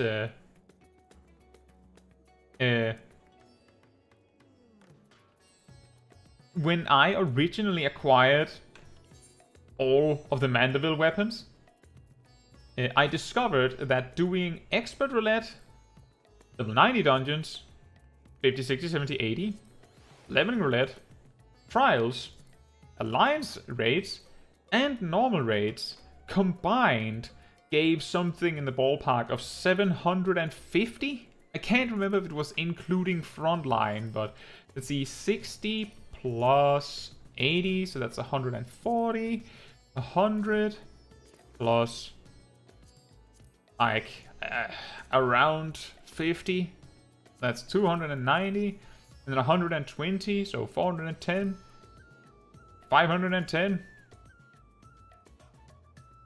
570, 690, 750. So around that amount. So if you want every single relic weapon of the Mandeville relic weapons, or upgrade them, which appears to cost the same, then you can get one every other day by doing Expert, level 90, 5, 6, 7, 8, leveling, trials, alliance, and normal raids on a max level job. Every day. I think most players will find that extremely boring or daunting. Oh. Is there someone watching the stream?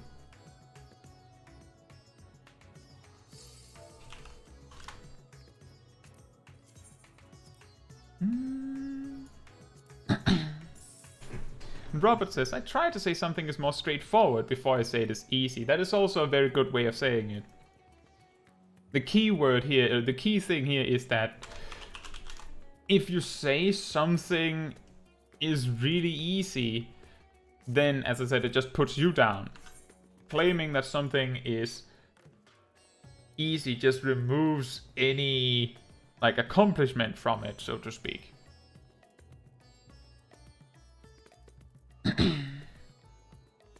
Well, I just want to round up on the poll that I put.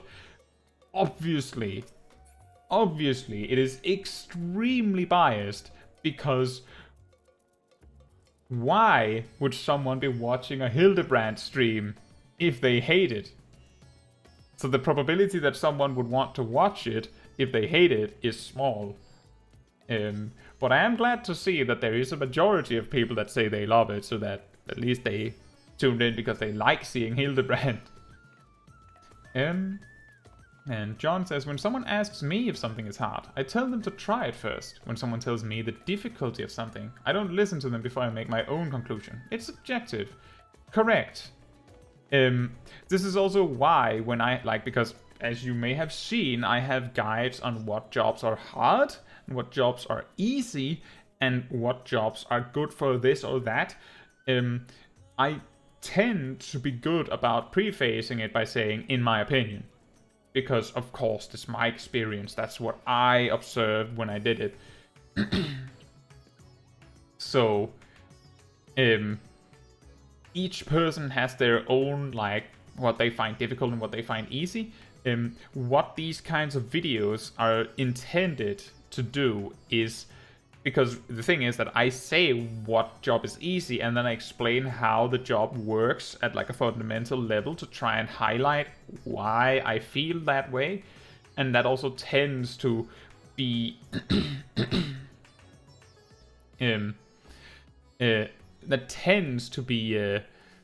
like helpful, I think, for people to like draw their own conclusions. Like, I want to play a healer, but I want it to be easy. Well, I have a video saying, like, I have one video that says that Sage is very easy, and I have a different video saying White Mage is also kind of easy. But they're easy in different ways, so the story is different. The scenario they're easiest in is different. And that applies to any role. Similarly, I also have artist jobs, and interesting observation is actually that you can actually get a feeling of why people play jobs sometimes, because one of the funniest things I have experienced recently is that there are a lot of Gunbreaker mains that are really cross about the fact that my hardest job guide didn't actually say Gunbreaker. And similarly, I have seen healer mains be across with me over saying that Sage is easiest, and I've also seen healer mains saying that get cross with me for saying that White Mage is easy. So there's no way to please everyone. as John says, it's subjective. And Robert says, I would watch you explain the ratio of X to Q in the dictionary, guys. So I just enjoy hearing your take on various things. Thank you so much. Now that would be an interesting video. On a completely or slightly different note, I'm going to be doing the expert roulette. So if you are in the European Data Center and you would like to join me for this roulette, you're very welcome to do so. You will, of course, have to travel to Louis-Soir. After that, you can choose to look up my character in player search and give me a tell, so I can know which character you are, or you can tell me what your character is named in the live chat, so that I know to invite you. It's mostly up to you if you want to join, because your name is going to appear on the screen at the end of the day. If you'd rather just watch, that is also fine. I will be playing Bard in this isn't exactly a duty roulette stream, so Bard will of course just have its own separate duty roulette stream, but this is the week where I'm releasing 3 videos on Bard, so it feels only right. And then you'll also see that the difference between playing Bard perfectly against a striking dummy is very different from playing it in a real scenario.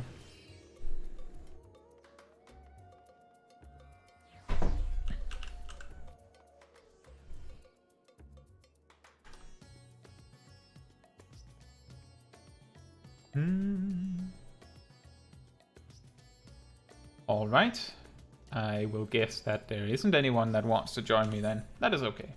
It is entirely an offer for those that want to participate. It is entirely optional. And it is also a Tuesday evening. Could imagine that a lot of players are busy with their own thing.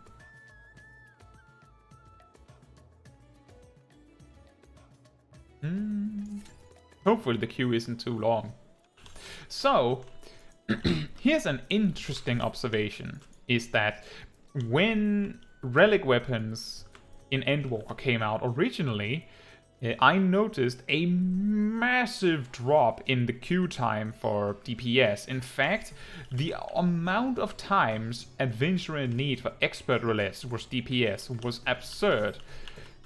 This was around the time when I released my leveling guide, where you might have seen that I had actually a screenshot or a picture of the roulette or the duty finder list with DPS on it.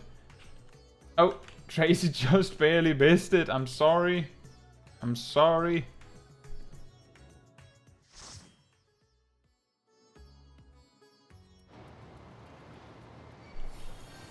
I'm not doing it on purpose, Tracy. I think this is the second time this has happened.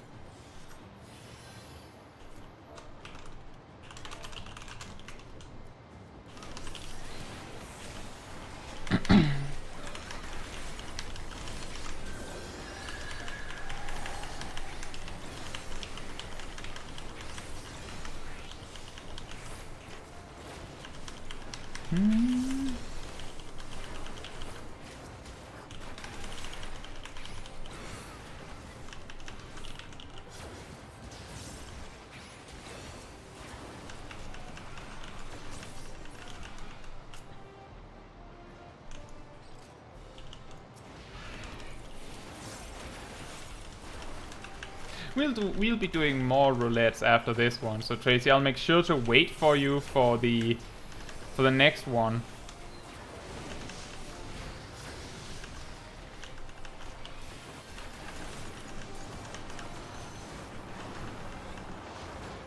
Oh boy.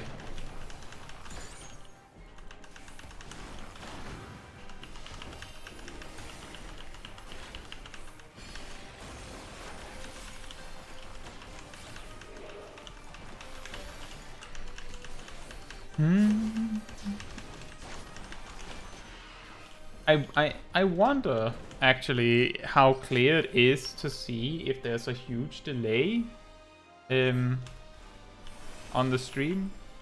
Sometimes it's very easy to fall far behind.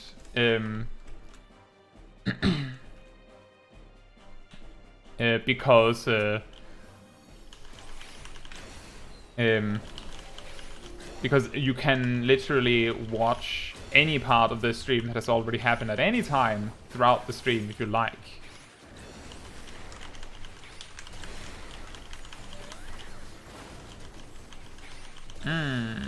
This is awkward. Our cooldowns are completely displaced.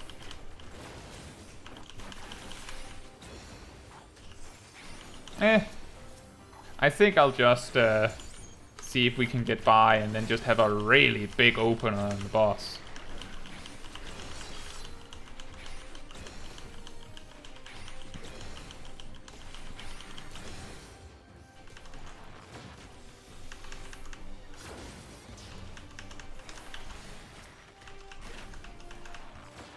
Now the trick here is that Army's Paeon gives like a speed buff to the next song you play, but it still keeps that in check for like 30 seconds, so you can make that magic happen.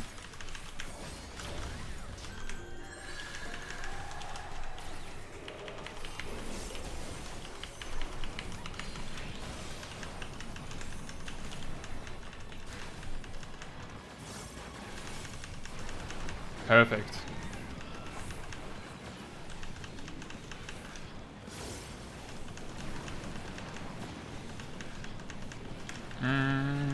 It is a bit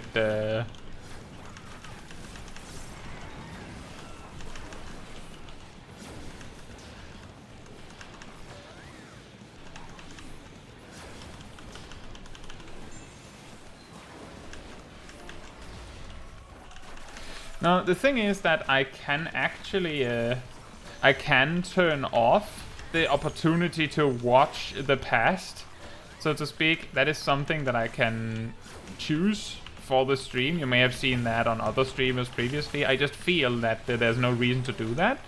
But I am wondering, do you guys think that it would be easier to just know that what you're watching is the live version, and then if you want to watch something back later, you can always watch the VOD? I don't know what is better. Uh-oh. And I let my dots drop.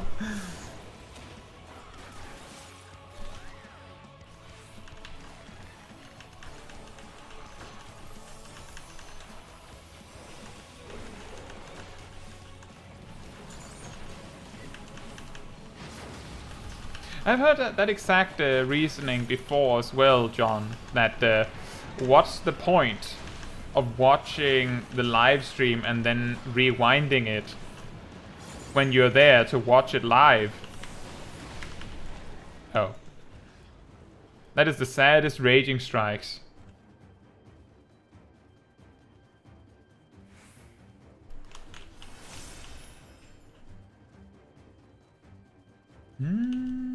John says, I love all the level 90 dungeons except the dead ends. Not that it's hard, I have bad eyes, and the last boss with all the yellow messes with me. And the live thing keeps blinking red and grey even though I refresh it. That is annoying.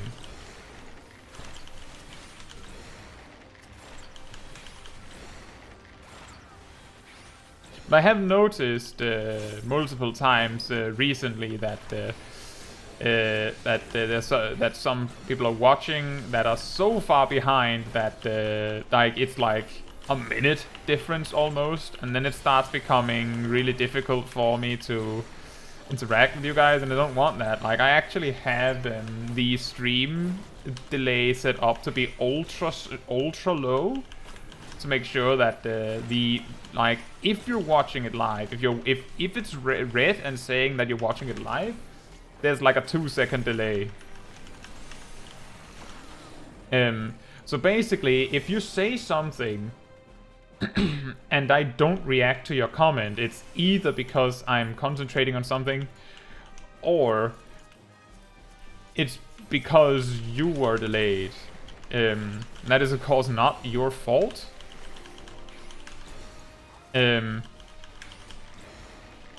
But it's just to say that that can be help a little bit with the troubleshooting.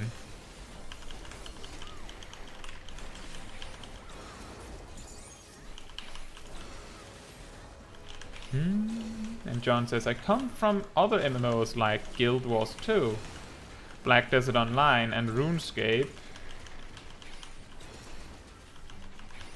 And the archer classes are super bursty and glass cannons. So over here, Bard feels like such a drastic change. I was hoping for something like Legolas. Oh, yeah, they kinda completely removed that opportunity by saying, no, it's a Bard, it's not an archer.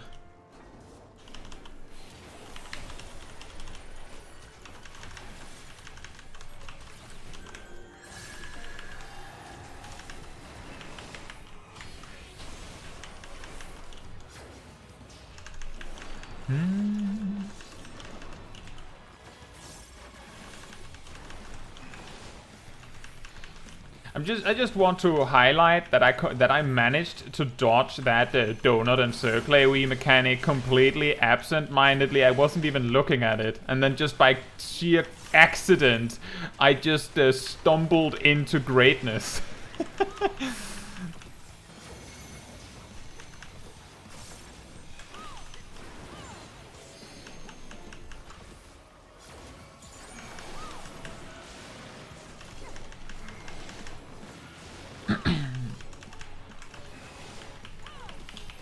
Hey, Pokejack.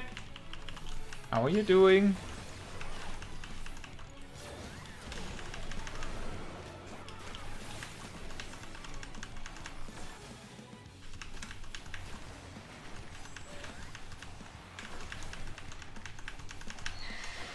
Nope. Better to respect the glare than be greedy on damage.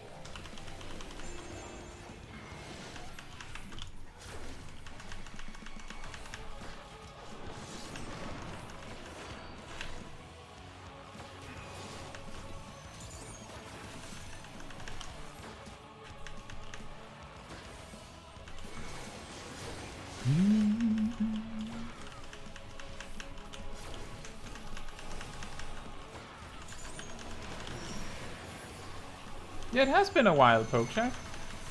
I'm doing very well. Good to hear you're doing well. Let's see, we're fine to stand here for a while.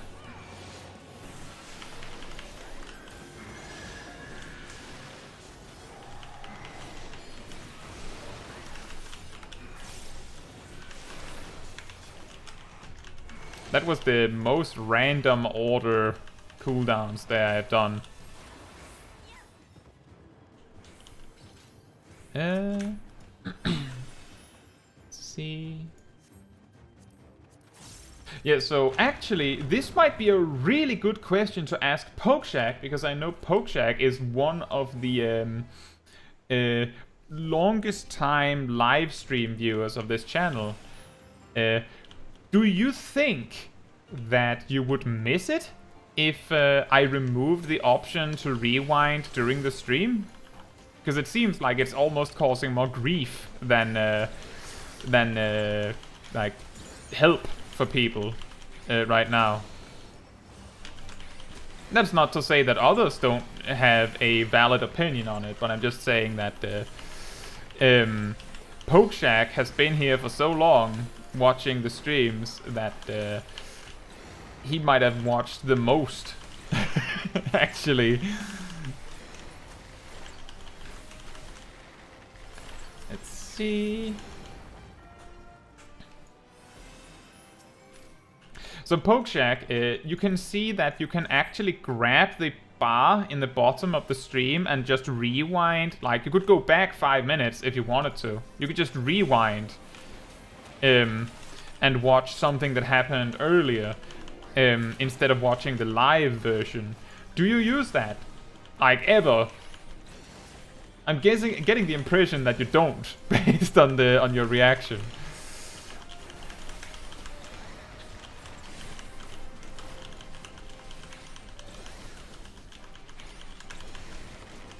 Okay, so Pokejack never uses it. In that case, maybe I will for future streams simply disable this. I might not remember. That would be extremely in character for me to say that I'll do it and then just forget it because of something distracting me. But I'll try.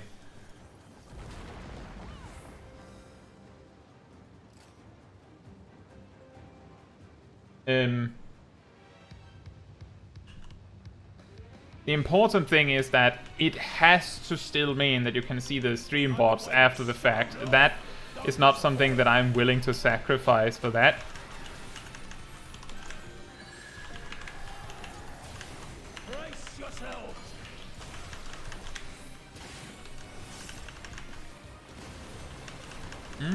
Let's see. See if I can catch up on stream chat while also doing a boss fight. John says, I'm new, so I heard Archer and White Mage had to be leveled at first to play Bard. Not sure if I'm being trolled or not. That is correct! A long, long time ago, you actually had to... I think I'm going to get nuked. Ow. Ow. You actually had to level the primary job to level 30, and then the secondary job to level 15 to be able to upgrade your job. Which, for example, ow, I am really not being nice to the healer right now.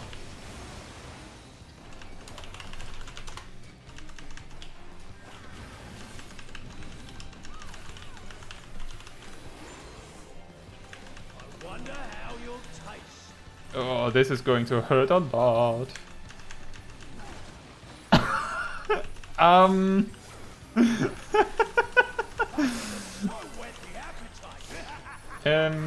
This is correct. Back in the day, I'm pretty sure that Bard you had to level Archer to 30, and it might have been Conjurer to 15. That is possible. I'm not sure on that one. Oh, I'm getting the stack marker. I think I'll just hang out near the tank then.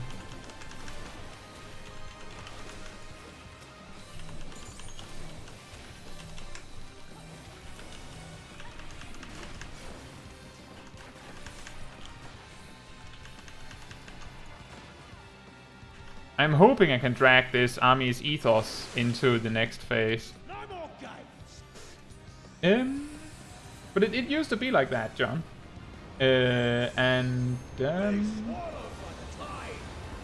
Alif says, I think it's the MSQ, not just the jobs preventing you to start any job.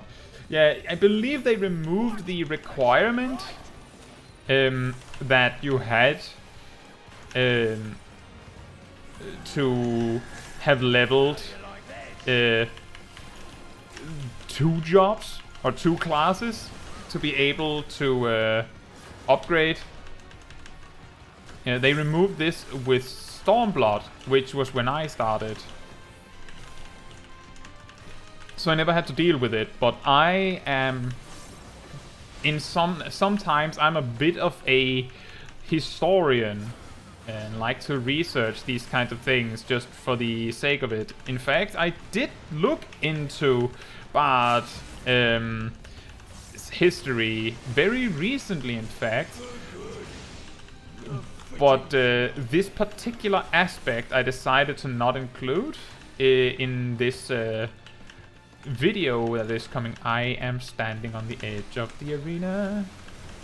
I hope I don't get hit. Oh. I'm just taking an absurd amount of damage from the dot.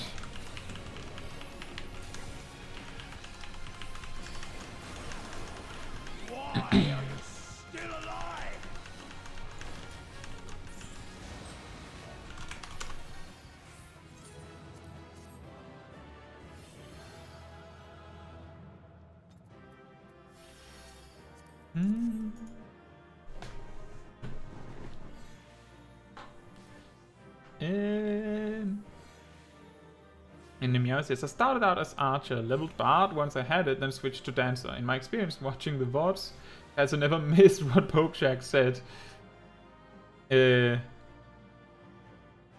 I try my best to not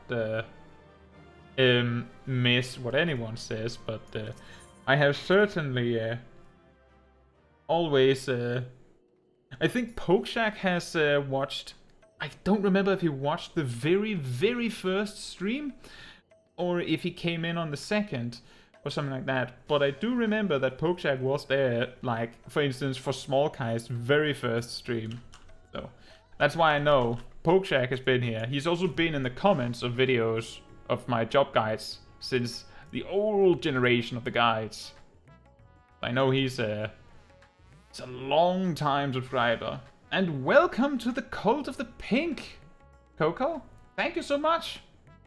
And as you may well know, I think you have been in the streams to hear me give this spiel before, but I will give it again anyway.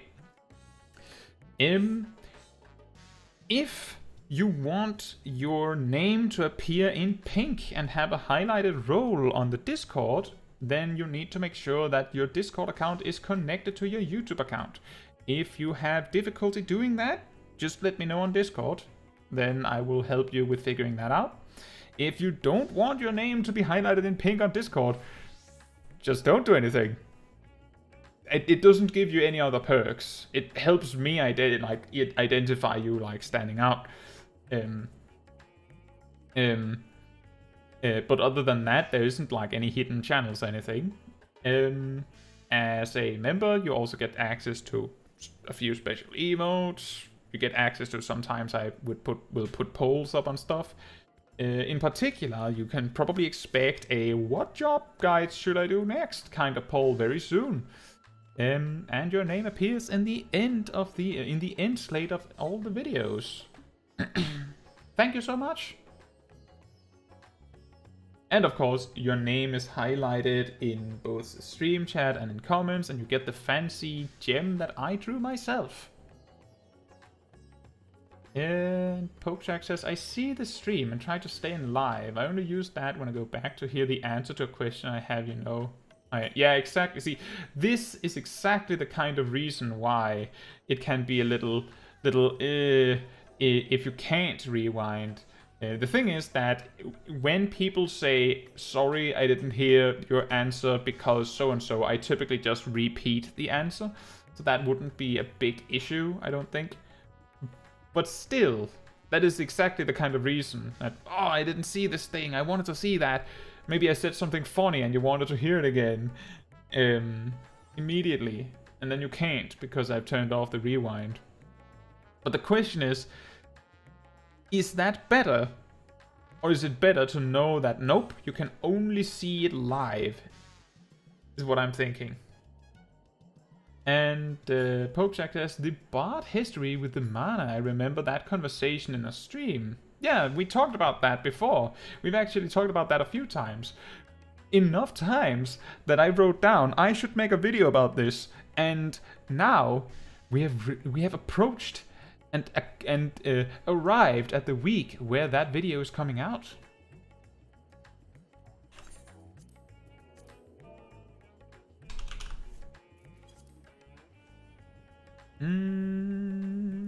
Daisy says, I'm on Kai Sanada for the next roulette. Are you on Louisoix Chaos? Or have you managed to arrive on Alpha Light out of habit?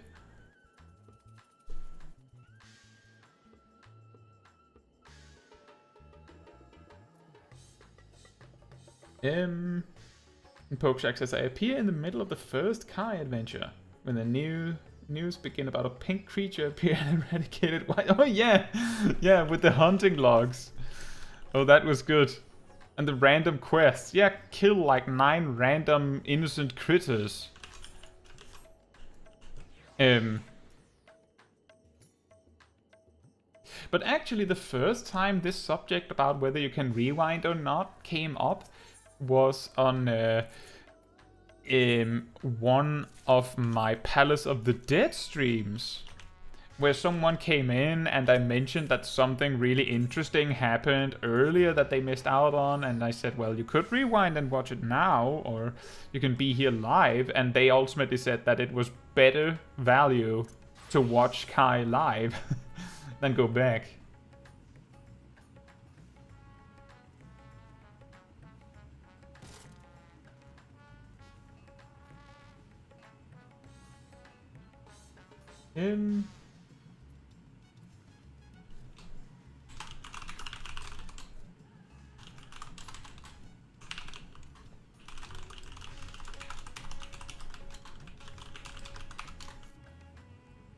Jeff says, wait, what does NFN stands for?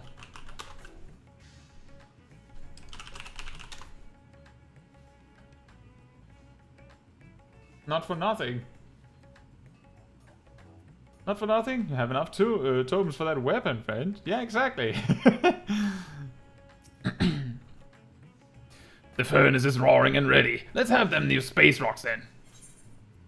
This rare form of chondrite contains spheral groupings which greatly amplify ethereal conductivity when synthesized with mandarium, an advanced process which demands a heightened state of battle-based enlightenment.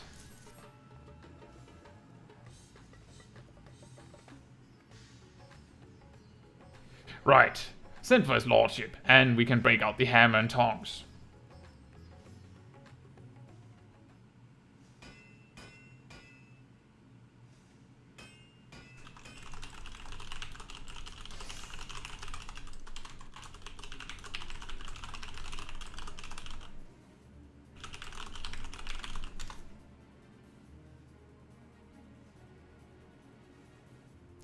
Success! Our collaborative masterpiece, taken to new heights. The amazing Mandeville axe. That is actually pretty amazing. I'm here too. What did I tell you? Just the undeniable results of your martial awakening. I still have my doubts on that front, but tis a thing of beauty, nonetheless. On the topic of masterpieces, Kaito. Yeah, I know. Should you desire to refine any other Mandeville armaments in your possession, then pray call upon my artisanal protege here. He too has found enlightenment in the crucible of battle, and stands ready with a clear mind and steady hand. Oh boy. What a man.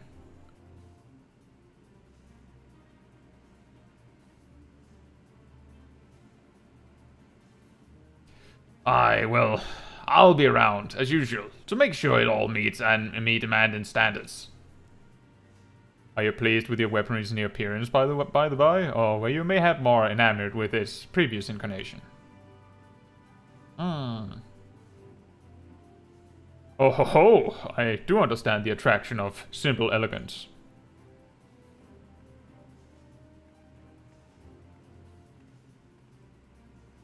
Which is why we've begun offering a line of Mandeville weapon replicas. I am opening a storefront here on a trial basis, so please do bless us with your patronage if you feel so inclined.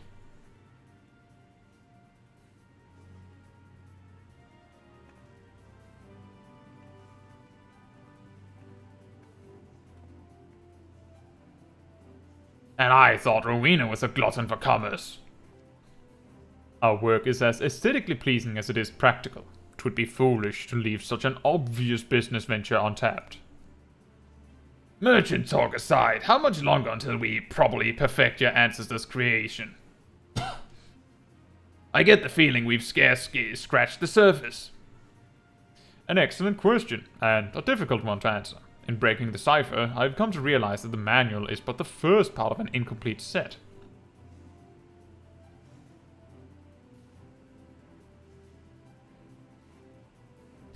Incomplete? You can't be serious. What's the bloody rest of it then? Presently unknown. Finding the continuation of Godbrand's guide shall consume my waking hours. Bah, then occupying a table at the Mayhain will consume mine. You're lucky they've got an impressive selection of spirits. Once again, I do apologize for the interminable delays. Fare thee well, my friends. I shall depart on my quest without further ado.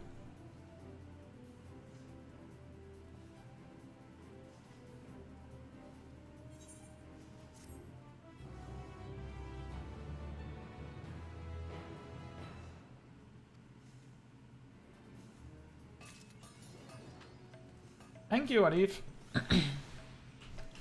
I like how it just puts it in your inventory to be sure. So, that actually looks really cool with like that swirling effect. Can I dye it though? I can! I'm guessing it's still going to have a blue swirl, but we know it only one color works for this. Yeah, that still works. I think the sage one is actually pink, but I might be wrong.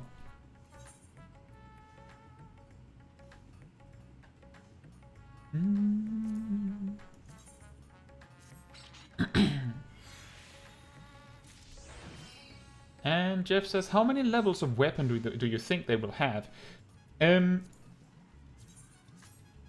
Sometimes they will add like extra steps between like additional steps of in some capacity. But one thing that always holds true with relic weapons is that the final stage of the relic weapon will be the best weapon in the respective expansion. As in on for example,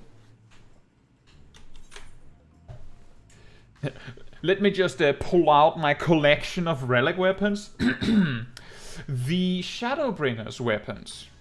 The best weapons in Shadowbringers were item level 535, and the only way to get 535 was from the Savage raid, E12S, or the relic weapon.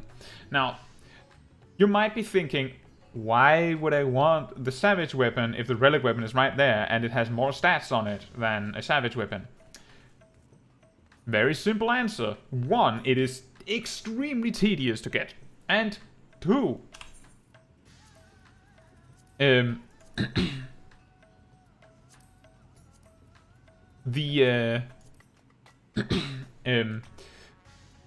relic weapon's final stage is not actually added in the major patch the raid tier is added in. It is typically added 2 months later. You should have received an invite, Tracy. So that means that usually the relic weapon upgrade comes a while later, and often it's even later than that. It's like, how should I say it? Raid tier is released.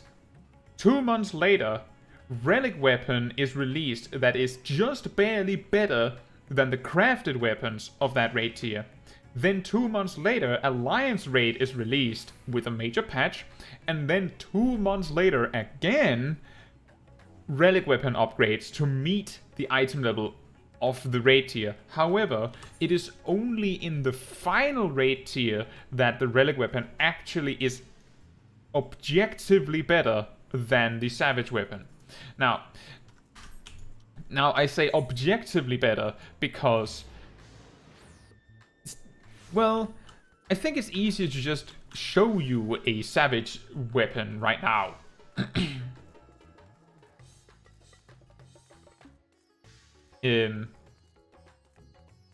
Let's see, I believe it's the NPC down here. Hello. Whoops.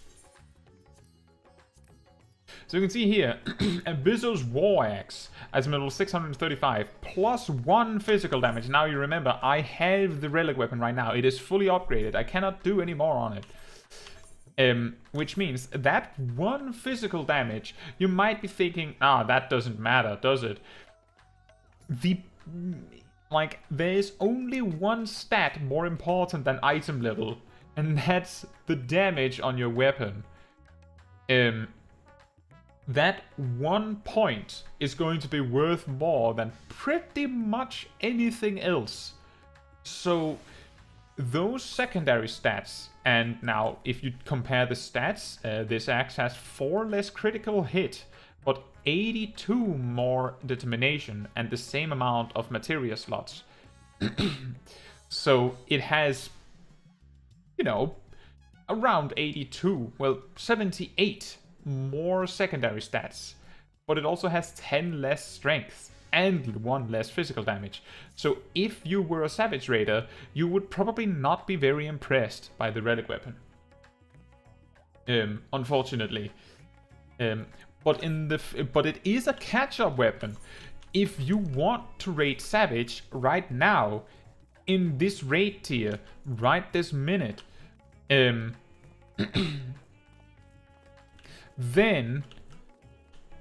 this is an excellent choice to catch you up in item levels, because it means that you have the second best thing you could possibly get, and it is way better than what most people have had as an option while progressing. So yeah, as Jeff says, the final stage is a catch-up. In the final raid tier, and the very end of the raid tier, the weapons are not just a catch-up, they're actually the best weapon in the raid tier, or in the game. As a matter of fact, the Shadowbringer's weapons are so good and so convenient that they're actually best in slot for several of the ultimates from previous expansions. Because you can completely customize the stats on the weapon. Now, what should we do next? Level 90 dungeon? Do you have access to that one, Tracy?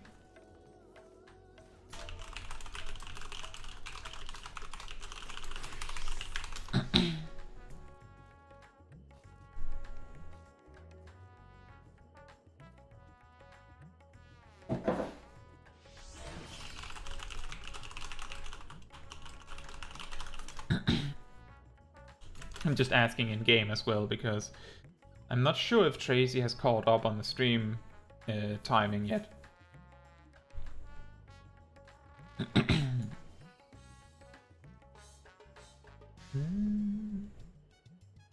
I actually do have, so this is a slightly older video from back in the first raid tier, but I have a video on, let me just find a link actually.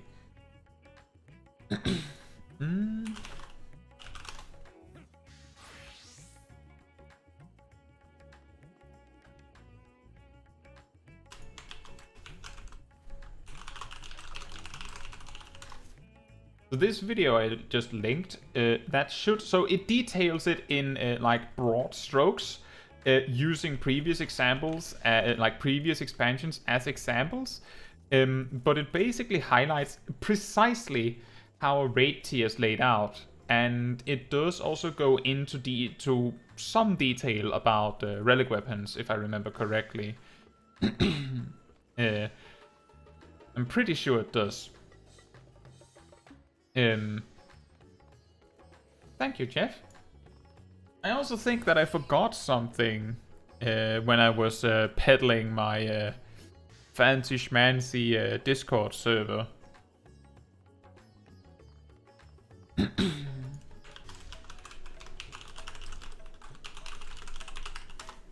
So, I mentioned it before, the Discord community server, in addition to be a place where if you are a member on the YouTube channel, where your name will be highlighted in pink specifically, and I see Coco has their account connected correctly, excellent. This is also an excellent place to keep track of everything that's happening on the channel. There's like a room specifically dedicated to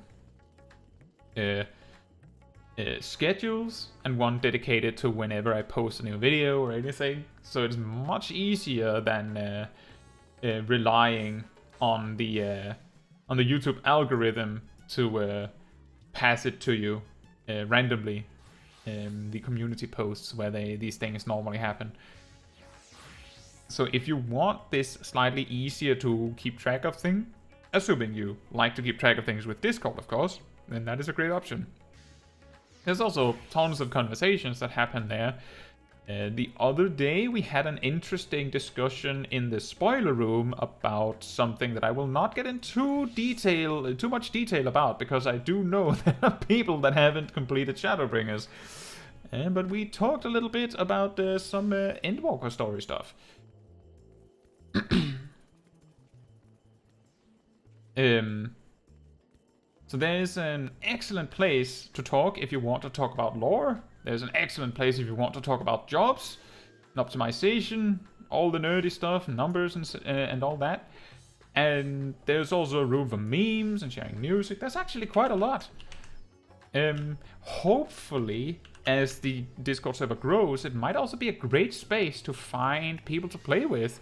We have, however, discovered very recently that there is like a huge majority of Chaos players here.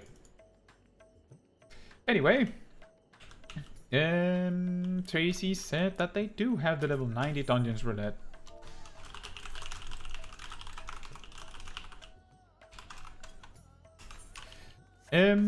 We will, however, still go bard, because that's what we're doing tonight, this week. That should not be a problem, that we're 2 DPS. The queue is going to be a bit longer, but we've just sat here talking for like 10 plus minutes. That shouldn't be a problem. Yeah, I try to make sure that in these streams that I don't just randomly spoil something huge from the main quest, even if we're doing like max level content on the stream, because part of the reason why players that haven't reached this far in the game can still follow along with a stream like this is because most of the level 90 dungeons like they don't make any sense out of context. It is so absurd what's happening that you don't really, like, you're not really spoiled to anything when you don't see the connection. In my opinion, at least. Which means, of course, that the main spoiler in these kinds of content is, oh, we're going to this place, I guess. And sometimes it can be like a dungeon that is a reference to a different game. You might feel that, oh, I wanted to be surprised by that, or something like that. But it's difficult. I can only protect you so much. John says, as a new player, I hate the main story, but I love the lore. Don't know if that makes sense. I come from RPGs like Dragon Age or Skyrim, so freedom is more important than forced story. Helps with immersion if I can decide what I want to do or learn and when. Yeah, I understand that. I get it.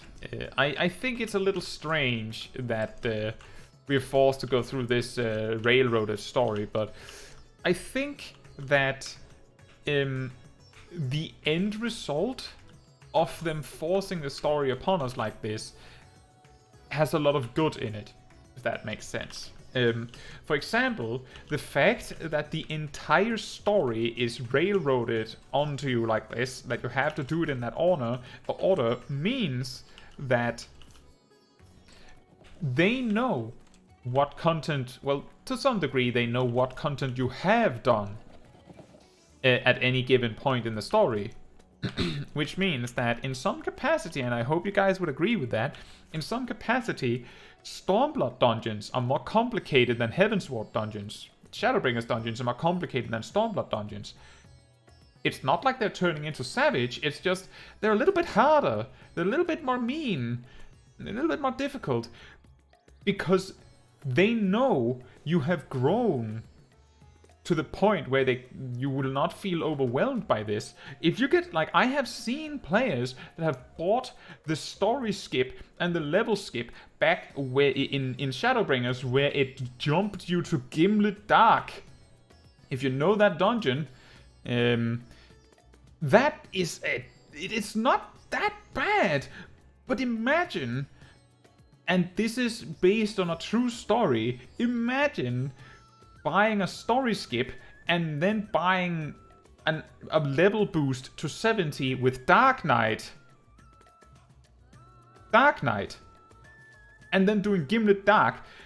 You don't know what grit does. You don't know what enmity is. But the story just immediately says, here's your first dungeon, good luck. And your first dungeon is Gimlet Dark.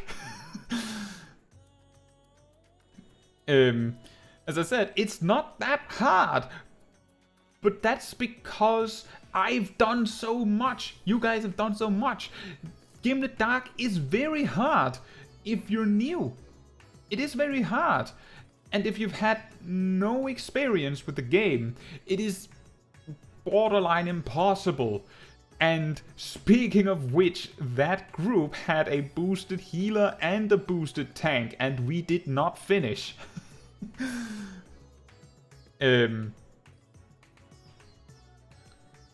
So I think ultimately the forced dungeon, or the forced storyline in the main quest is good. But sometimes I do feel that the post-game part could have been done a little bit better in some way. I don't know what they could have done, because the problem with the post-game is that what could they have done? They could have made it so that when they reworked, like when they rebalanced the level, when they did a stat squish, they could have made it so that they like evened it out more, so that, for example, post-game of A Realm Reborn, you know, went from level 50 to 55, and then Heavensward level story could be 55 to 60, and then so on and so forth. But then that would break down when you get to Shadowbringers, for example. And even if it worked, it would be a nightmare to balance that. And I think the game is better for what they have decided to do.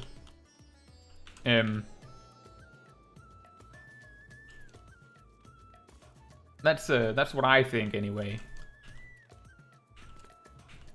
And Coco says it gets better.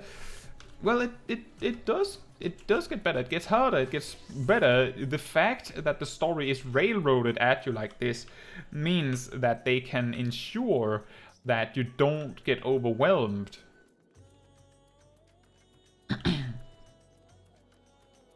John says, as a new player, the worst part of the game for me was AR post MSQ. I've just finished Endwalker post MSQ, working my way into Extremes and Savages as a dirty cutscene skipper. If you don't like the story, that's okay.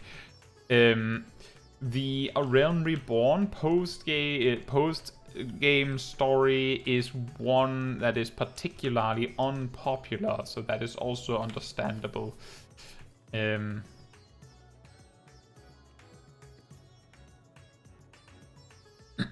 But still, I like the story, and I actually skipped the majority of the A Realm Reborn story when I played through it the first time. But after doing it again on the small Kai streams, I found that I don't think it's that bad. It gets really slow.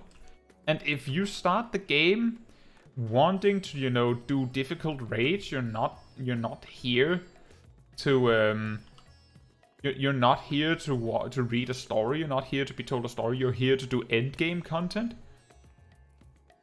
You're here to do endgame content. Perhaps you're here to do endgame content with friends that you know that have started the game. Then of course you don't want to sit there and watch all the cutscenes. And some players are like that. That's completely understandable. Yet I still commend those that then still choose to go through the MSQ, because then they still experience the content in order. And Jeff says, I realized I liked the main story after my first year required Kleenex. I realized at that point I was invested in the characters. Indeed. Nalev says, you learn mechanics the more you journey into the expansions.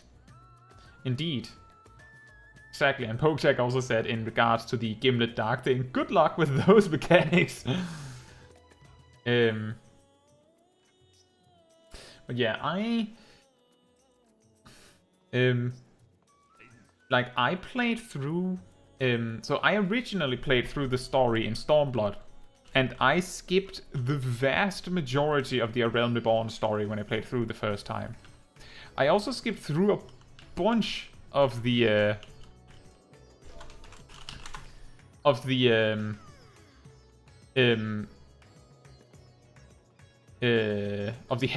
stuff.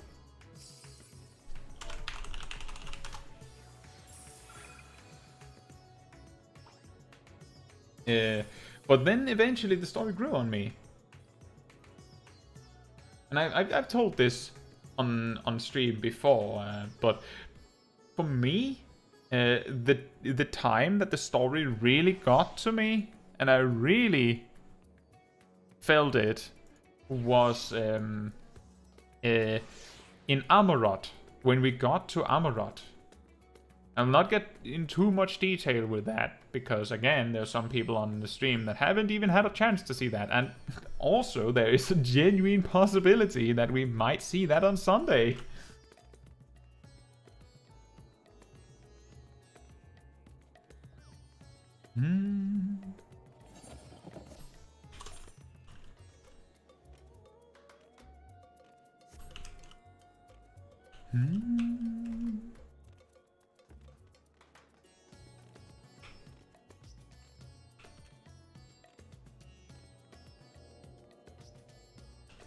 I just want to highlight for a moment that when we queued up, it was DPS in need.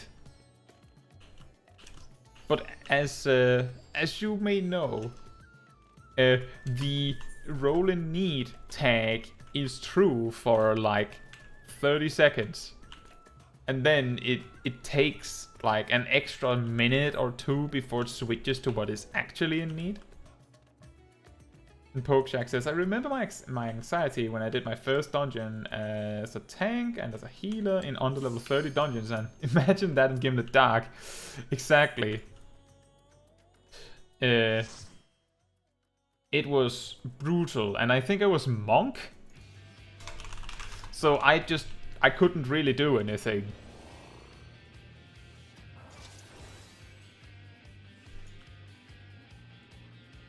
Stigmascape.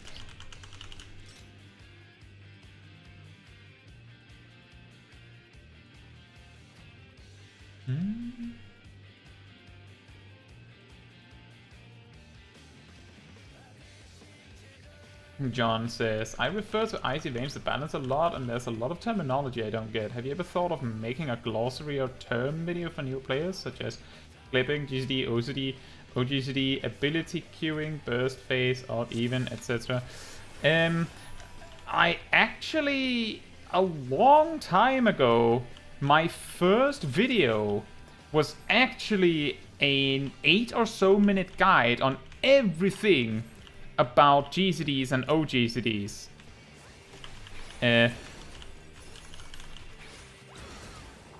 Now, you may not have seen that, which is understandable. But the thing is that it is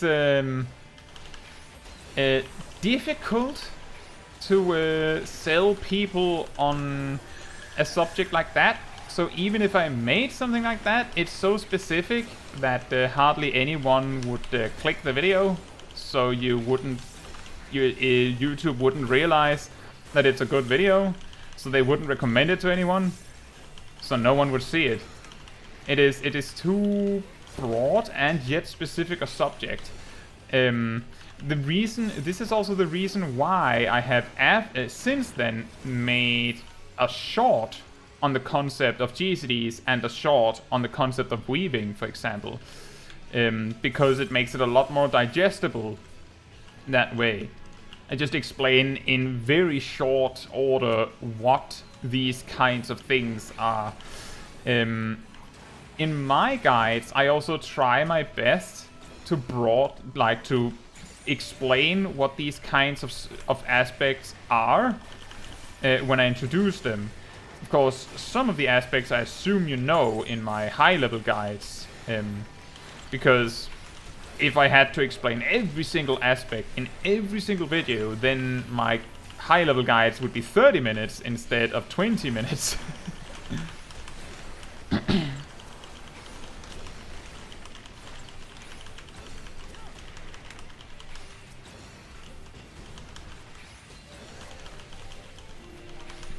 John says, that's a good word for it.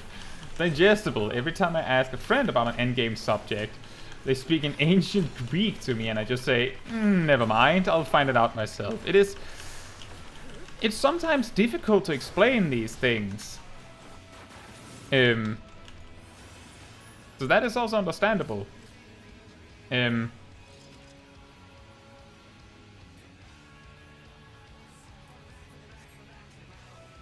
Yeah, I have a bunch of shorts.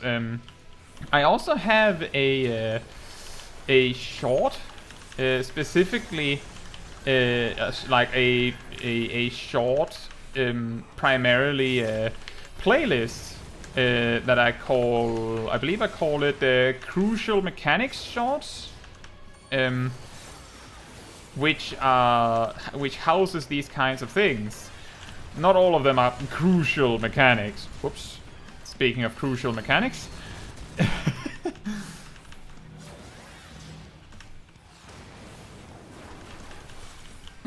Electric slide. That's really far away. That's going to hurt you.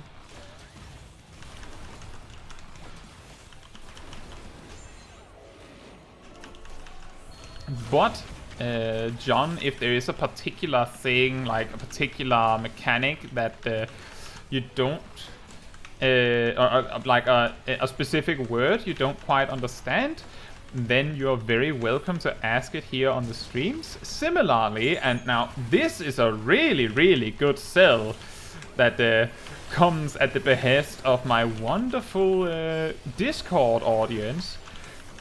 You could also join the Discord server and simply ask there.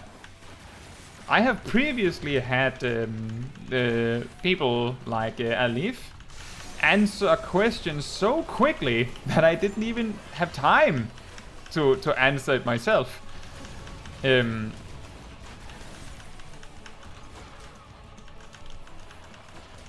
So I do recommend that.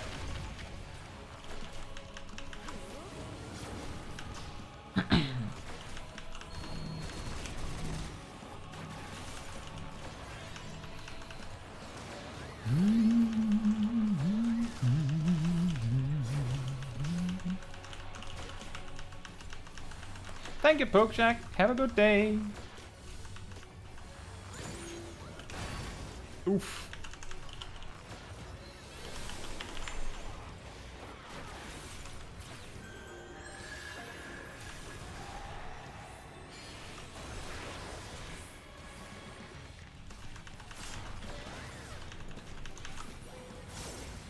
But I can also imagine that. Oh. That finding a specific short on a specific subject can be hard sometimes. I don't know how good YouTube is about searching this.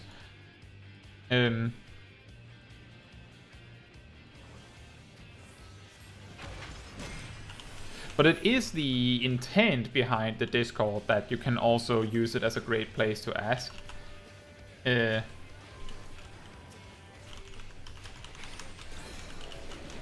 John says, I understand most terms, it's just that this is also my first MMO that is traditional. As I said, I come from BDO and Guild Wars 2. Quite different. That is true. It is also not to say that you didn't understand these subjects, it was just to say that it might be easier to simply have, you know, a bunch of people on hand that you know these things. And well, I would hope that that like on one hand, maybe someone in the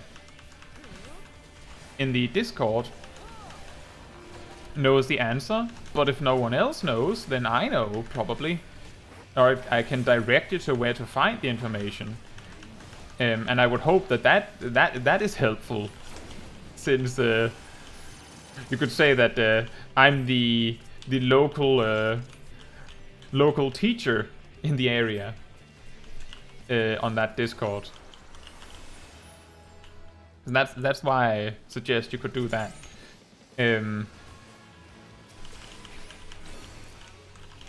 But yeah, the main problem with making like a glossary kind of video like that is that it's not something very many players would actually be interested in clicking on. And that is not to say that I wouldn't make a video simply because no one would click on it.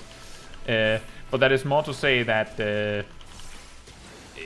whether people would click on the subject is also a pretty good determinant on whether people are interested in the subject.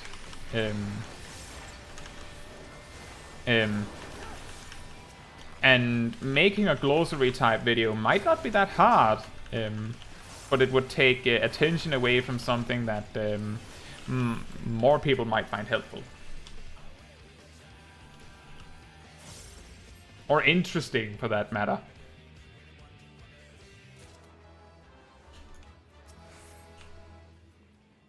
But I do have some weirdly detailed videos on certain subjects if you go far enough back in on the channel. One of my first videos was a detailed explanation of how movement abilities work in Final Fantasy XIV.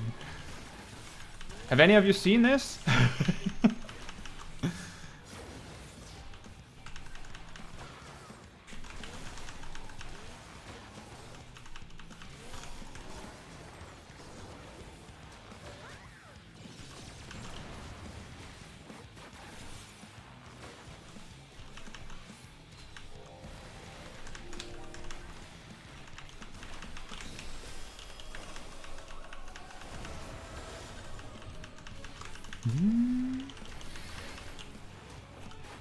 Oh, I let my dots drop. Here's a tip for someone that might want to main Bard. Move your dots to closer to the rest of your Bard. This is dangerous. This is... Why are they doing that? Oh, they had hallowed ground up. I see. Here's an interesting tip in gameplay behavior. Even if you are immune to damage, do the mechanic right, or you're going to distract the rest of your party by doing it wrong. They might not have seen that you're immune to damage. There's also this is also something that I address in my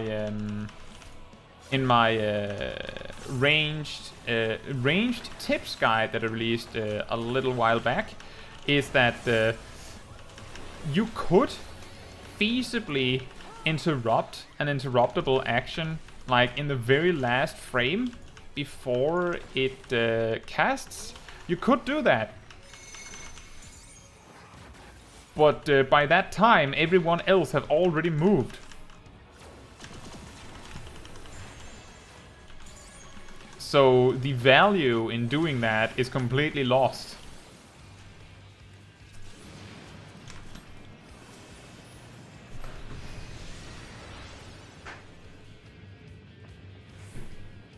That is a... I know that is a really weird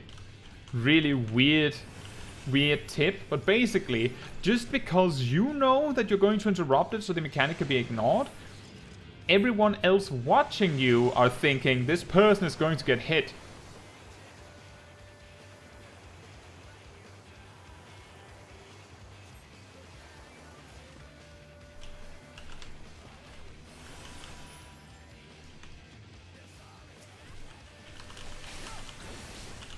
And Coco says, I could do main quest as Sage since it starts at 70 and level it to level it like that to 80. Yeah, you could do that.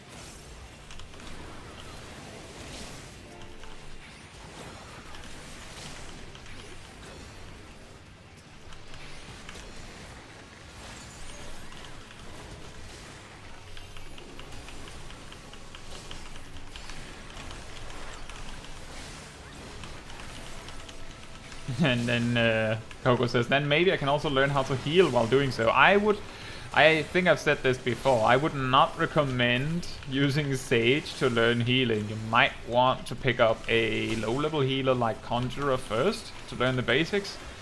Then, when you understood the basics, you'll have a much better time trying a job like Sage.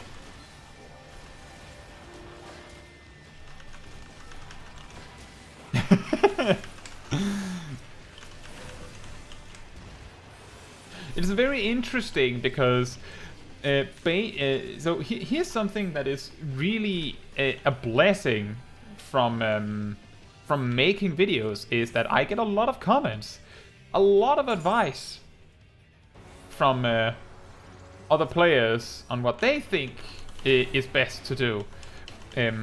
Whether it is best to do or not is completely besides the point. What matters is that it gives me a lot of perspective on these things. It means that, for example, I can see that... oh, nice. That was a nice rescue. That the general consensus is that Sage isn't that hard when you have learned it. But Sage is very hard to learn. I hope you got this, Coco.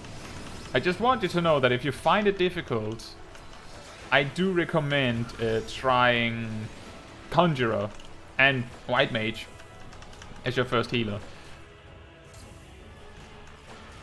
Uh-oh.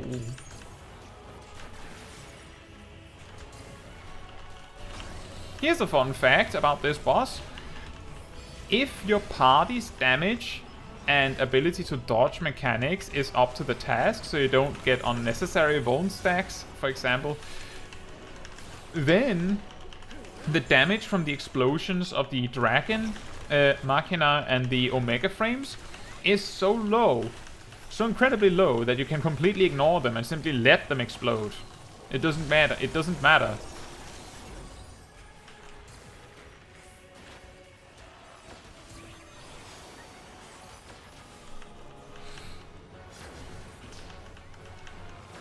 But we can see here, in retrospect, that that Tracy is having a little bit of a rough go with this boss. So it is good that we have decided to deal with the ads appropriately.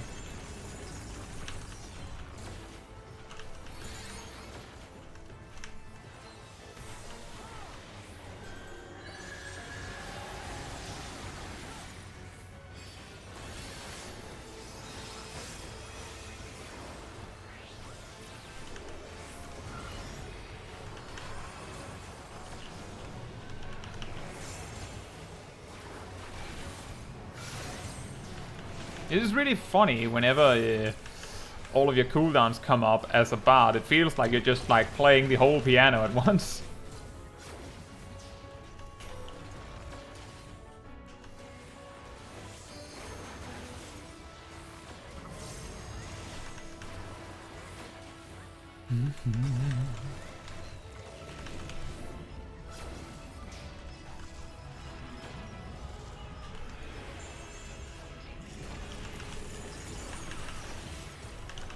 Thank you for checking in, Alif.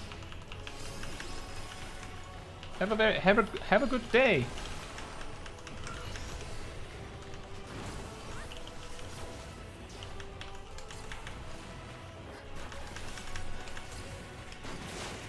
Oh dear.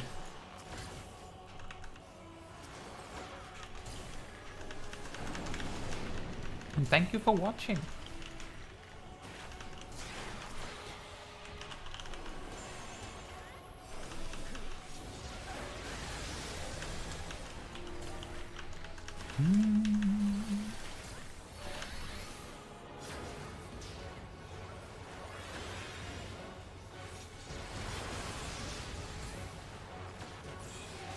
Oof.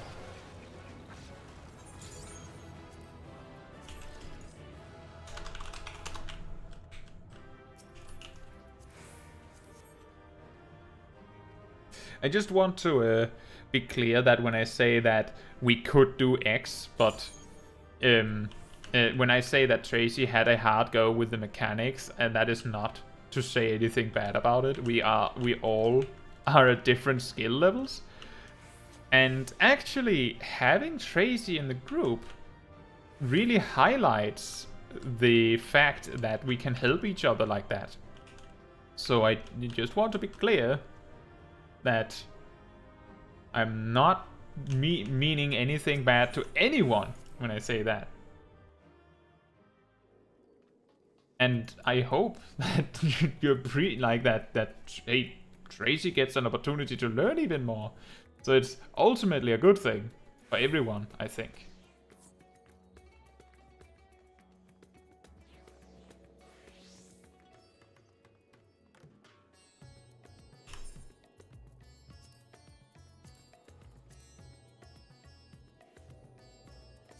Tracy, are you alright?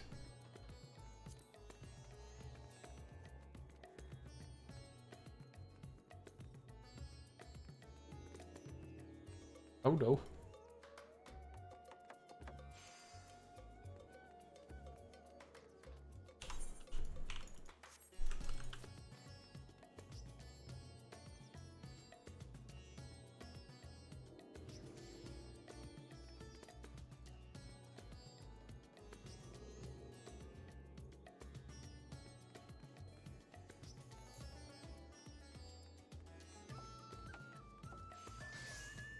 I just want to reiterate, just to be clear, that as I have said on my videos recently, I've said it is okay to suck at the game.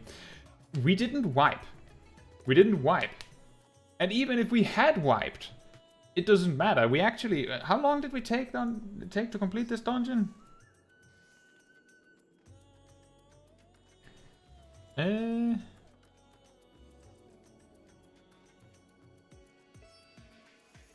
Took us like 15 minutes or something.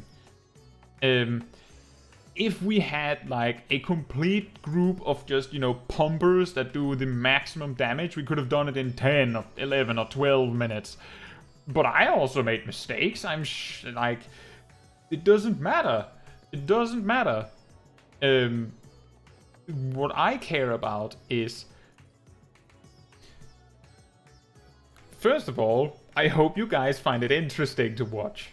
And second of all, I hope you, Tracy, feel that you learn something from doing these kinds of dungeons with me. And then everything else is not that important, really. I'm glad you joined, Tracy. See, John says, what I love about the game is how it draws inspiration from different cultures. I love Labyrinthos because it reminds me of Greece, Rajasthan, India, and so forth. Yeah, there's also the part where if you want to know how to say all of the action names, you need to learn some Greek, because Sage. And John then says, for me, I don't care if someone sucks, as long as they're chill and have the attitude to improve or not hold anyone back. I'd rather play with someone bad who's kind than someone rude who's good. Exactly. That is an excellent perspective. I'd rather play with someone bad who's kind than someone rude who's good. The thing is that the player who's rude but good will also have far less opportunities to improve, because no one will feel safe in trying to teach them or tell them when they do something wrong. So they'll just be wrong when they make mistakes, right? They will just be wrong. And no one will be there to tell them, no, actually it's like this. So maybe they're good today and rude. Tomorrow they might be bad and rude. And now you would much rather have the bad, nice player, right? They can at least, like, the thing is that the rude player will have a much harder time becoming better if they stop being good, while the bad player has so many opportunities to become better because, well, hopefully they're surrounded by friends, right? Everyone is willing to teach them because they're nice. And Robert says, I'm not here to see perfect play, I'm just here to enjoy the content and learn along with everyone else. Thank you. And Coco says, everybody makes mistakes. Exactly. It's just one of those days. And Tracy says, it helps to know you're there. That's good. That's good. You see, that is also the thing, is that if you're having a hard time learning, then if you know that there's people in your party that you know can compensate, then you can feel more relaxed. And just try to focus on learning for yourself. So that is also good. And John says, the other day I was in duty finder for trials and there were 2 new tanks, and I said, don't worry, if you want to learn, just try your best. Also, don't be scared. You have 2 healers. Yeah. Exactly. This is also... So, some of you may have watched my morning mount farm streams. So, there are, the story behind the morning mount farms is that people have asked if I was going to do like hard content in a group with like friends or something, and the simple answer to that is that the majority of like my free company and my friends that play the game that I would feasibly able to schedule something with are not confident in doing Savage content, like the current Savage content. They are not.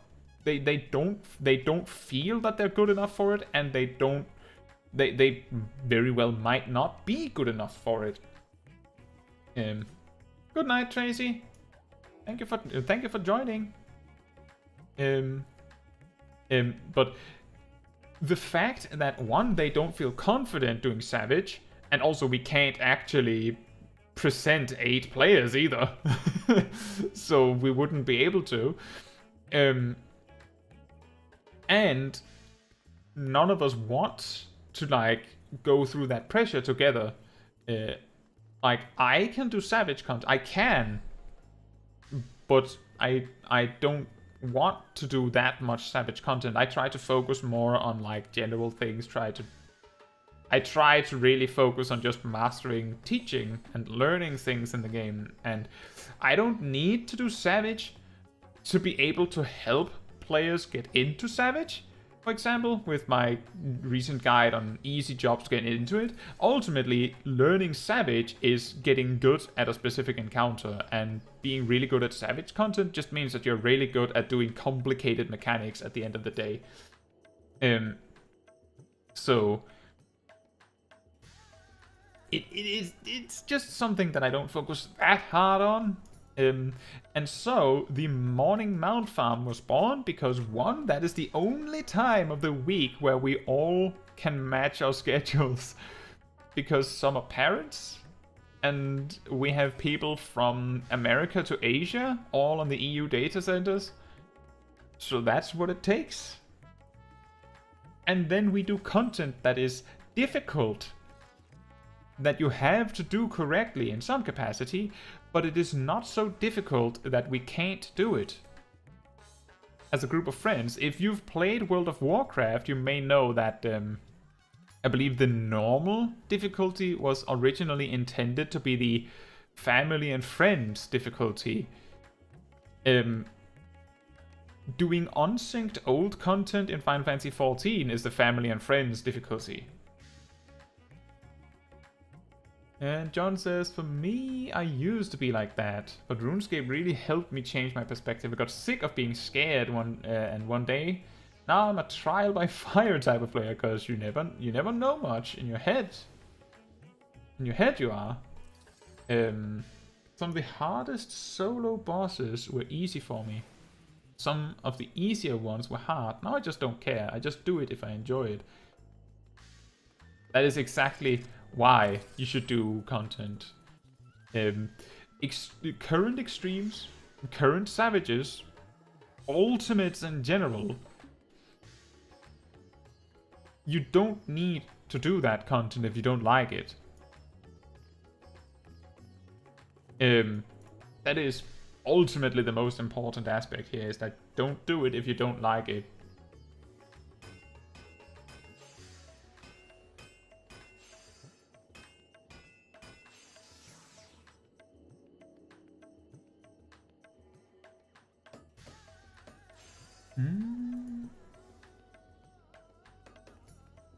And every single player finds different things difficult.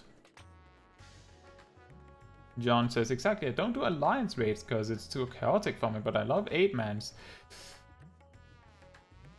I would recommend that if you want to do the current Savage content, then when the current raid tier's new alliance raid comes out, there are gear upgrade opportunities in alliance raids. So like that would help you do Savage more easily, but beyond this, it is optional.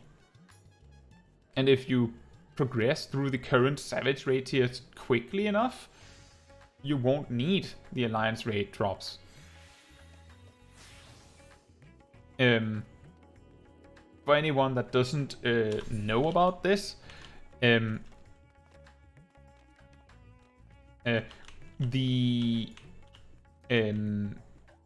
current alliance raid, which is called Euphrosyne, drops a coin when you clear it once every week.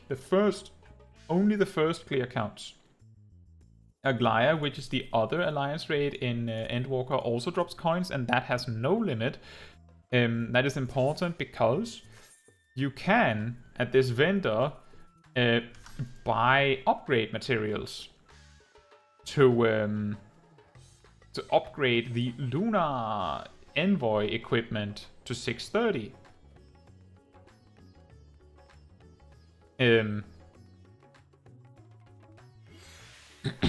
And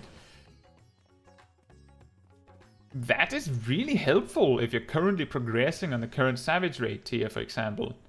The reason why the Aglaya part is important is because you need one of both coins to buy a piece of equipment. That sounds ridiculous, but I think the reasoning is to make sure that the Aglaya stays relevant, so that it isn't impossible to progress to Euphrosyne because no one does the content. You know how common it is that you queue for Alliance Raid Roulette. And then you get Labyrinth of the Ancients. And John says, so you're saying I can do normal current tier raids to gear up for Savage current tier? No. So, the 5th to 8th circle. So let me actually go over this. Currently, if you wanted to gear up for Savage right now, the 5th to 8th circle drops 610 equipment tokens, basically. The 8th circle specifically drops an item that... now, I'm just going to say, if you haven't done Endwalker, avert your eyes. The reason why I was messing around with my cursor when I opened this menu before is because there's a lot of spoilery names on the menu. So if you haven't done Endwalker, avert your eyes. I'll tell you when you should look again, okay? Okay. So, you can, with these coins, you can buy these Moonshine Twines and Moonshine Shines, which can be used to upgrade the Lunar Envoy equipment. Where do these coins come from? The current Alliance raid. You can look again if you haven't done Endwalker. This is raid stuff again. Additionally, let's see if I can find it. With 4 of these blades, and this drops from the final boss of the current raid tier on normal once per week. With 4 of them, you can buy this ultralight tombstone. Normally it drops from a Savage boss. And then you can carry this tombstone over here. To this one. And then with tombstones and an ultralight tombstone in hand, you can buy a 620 weapon. Now, that can then be upgraded to 630 with an item that drops from Savage. Now, right now, because where we are in the current raid tier, as you saw, you can get a relic weapon that's 630. So you don't have to do the normal raid. You could just... Well, you have to do it to unlock the Savage tier, of course, but you don't have to get the Lunar Envoy weapon. You can just get this instead. But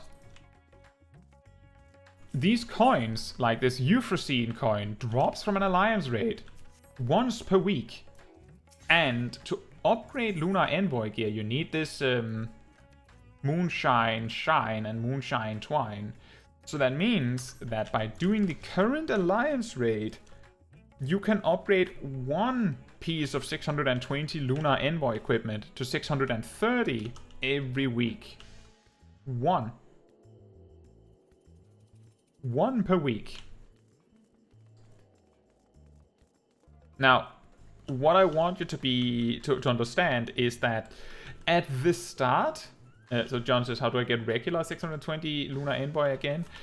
You acquire Tomestones of Causality, which you get by doing weekly content like Expert Roulette. It gives 90 because 50 from the dungeon itself, and then 40 from the daily. So you just do the Expert Roulette 5 days in a week, and then you get your weekly currency. And then you can go here. Then you can see that the Tomestones of Causality is spent here. You buy 620 gear. Now, what I was going to say is that at the start of a raid tier, so in 2 months-ish, start May sometime, the next raid tier starts, so that will be P9 to 12, right? There will not be the current raid tier's Alliance raid. That will not be a thing. The only way you will be able to gear at that very moment is, 1, there will be a crafted gear set, like the Renacita gear you just mentioned, John. You will not be able to augment that. That is not available at that time. This crafted gear will be 640, completely nullifying the value of this 630 gear, right? So you can buy a full crafted set of 640. And then the weekly tomestones, there will come a new weekly tomestone. This tomestone can then buy 650 gear, which is called something other than Lunar Envoy, right? And there will be, and you can't buy a weapon because you will need 7 of those blades, so it'll take you like 7 weeks before you can buy a 650 weapon. There will be a new extreme trial, and that will drop 645 weapons and nothing else. A mount, potentially. And then you can get 660 from the current Savage raid, right? And 665 weapons from the final boss.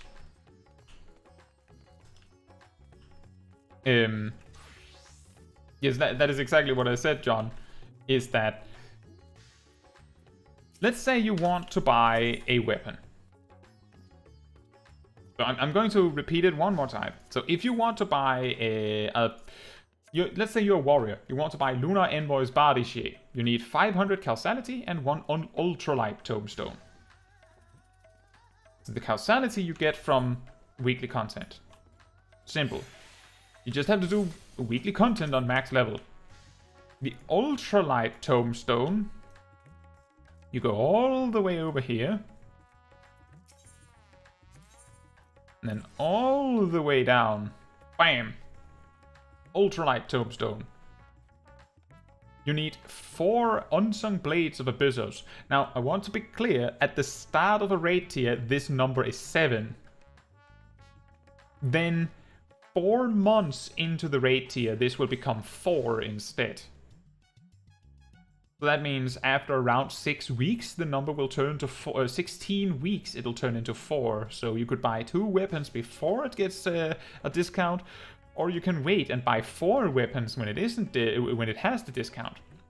So now the follow-up question is, right, how do I get Unsung Blades of Abyssos?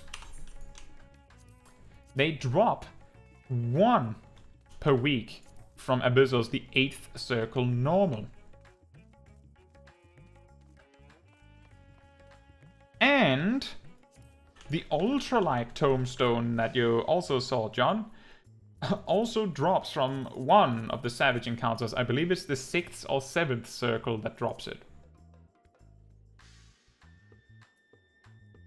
Does that make sense?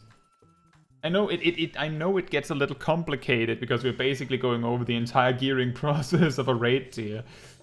But I'm just trying to make sure you get it.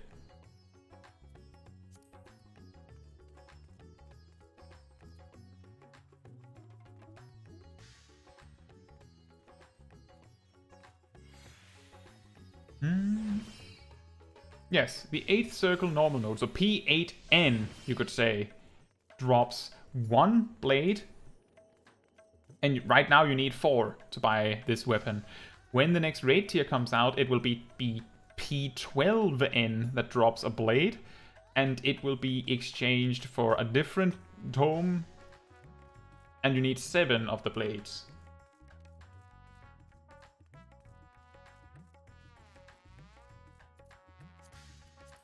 And it's a weekly lockout, so you have to do it once a week for 7 weeks, or you get it from Savage. And Alexei, welcome to the stream, says, if I want to get into raiding, would it be easier to get into the current tier, or try to learn some older raids which might be easier instead?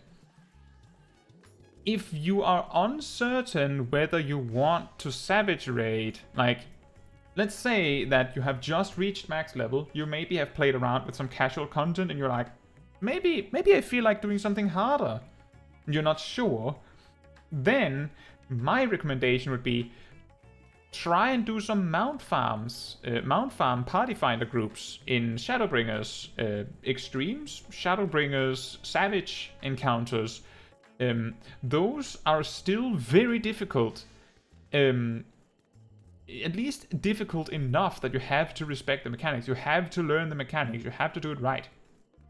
But they are not so brutal that that they can be as overwhelming as the current raid tier.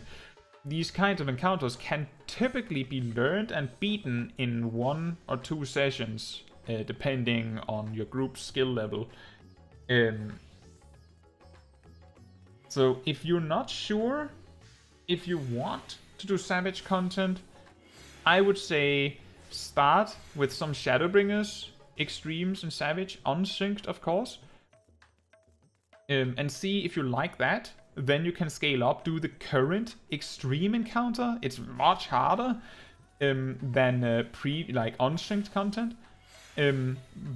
But it is still not overwhelming. And if you like that, especially if you beat that, go into Savage. You don't have to wait until the next raid tier. If you want to get into it, it might be healthy to have tried it before the next raid tier starts. That way you have a little bit more experience. You feel a little bit more comfortable with it before the whole race starts again, because right at the start of a raid tier, it can get a little scary sometimes. People can get a little toxic if things aren't working out to their preferences in the first week or 2. And Coco says, can I get the Alexander weapons if I do it unsynced? Everything drops as normal when you do it unsynced. There is no difference in the drop table. So yeah, you could. In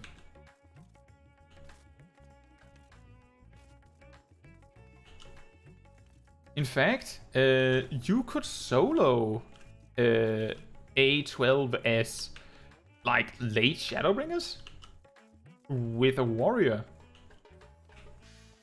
So if you have the gear for it, you might be able to do it with any tank now at level 90 with like a crafted gear set.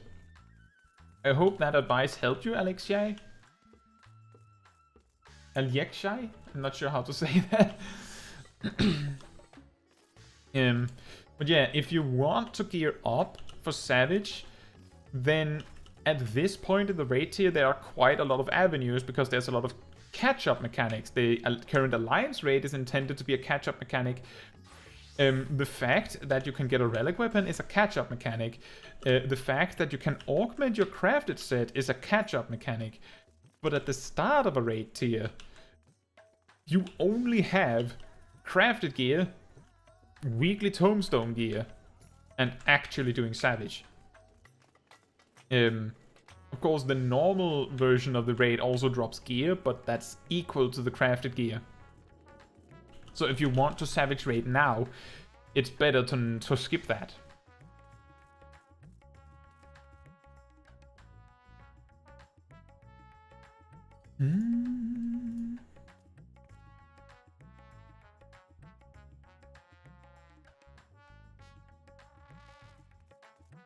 Right? And Yekshai says, fair enough, I'm fairly sure I'll get into it. Part of the reason I got into Final Fantasy XIV was for the raids. Just gonna get into it now. Well, if you know that you want to get into it, then I would say you could just jump directly to the current extreme. Get some augmented crafted gear, so that your item level is around 620. I would recommend. That's how much that can be prepared relatively easily by just spamming content. And then just get some materia, of course. Rush up on your rotation. Like, make sure you're prepared. Maybe watch a guide on the boss. It's not unless you're joining a blind run. It's not super friendly to join blind for the sake of others. And then try your best. If you have prepared as well as you can, then it's just a matter of trial and error. Eventually you'll get it. And another benefit is that the extreme weapons are, from the current extreme, are 625. So they're actually really good. They're not relic weapon, which is 630. But it's really quickly. Like, if you can beat the boss, you can very quickly farm multiple weapons if you want to. And then you have a large selection of jobs you could go into Savage with if you want.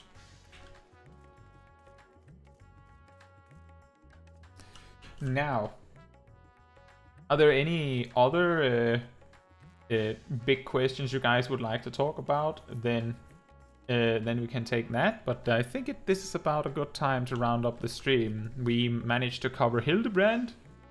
We managed to get a relic weapon. And we managed to do a few roulettes. And we also managed to go a little bit overtime compared to when I normally end the stream. So, as is tradition. So we will be slowly rounding up the stream. And John says, empty your mind. Be water, my friend. Like I said, I just try it before I say die. Sure, I die a lot, but I'd rather die trying than wonder if I can or can't. I once heard someone say that the best DPS players in Final Fantasy XIV are those that die a lot taking risks. So, the Black Mage that tries to move out of the boss mechanic with half a second left is considered possibly better than the one that runs early, because the one that like pushes it to the limit and risks dying, or possibly just straight up dies, they now learned that they can't get away with it, while the person that ran early, well, they survived, but they now potentially lost, a few seconds of damage that they could have had by taking a risk. They could have stayed in those ley lines. So experimenting is typically not a bad idea. It of course depends on context. If you're in a kill party, then you should probably make sure to do things that you know will lead to a kill. But if you're in a practice group, it's called a practice group.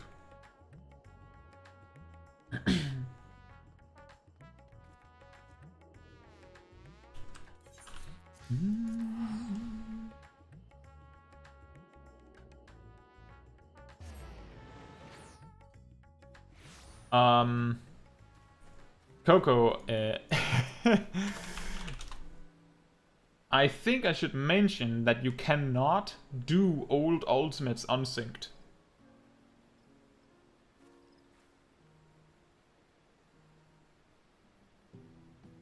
I thought you meant that you wanted to get weapons from Alexander, because A12S also drops weapons.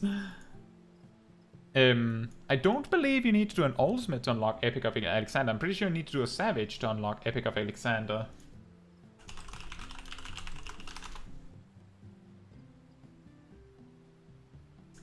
You need to clear E4S to unlock Epic of Alexander. Did you mean... Wait, now I'm not sure what you meant. Did you mean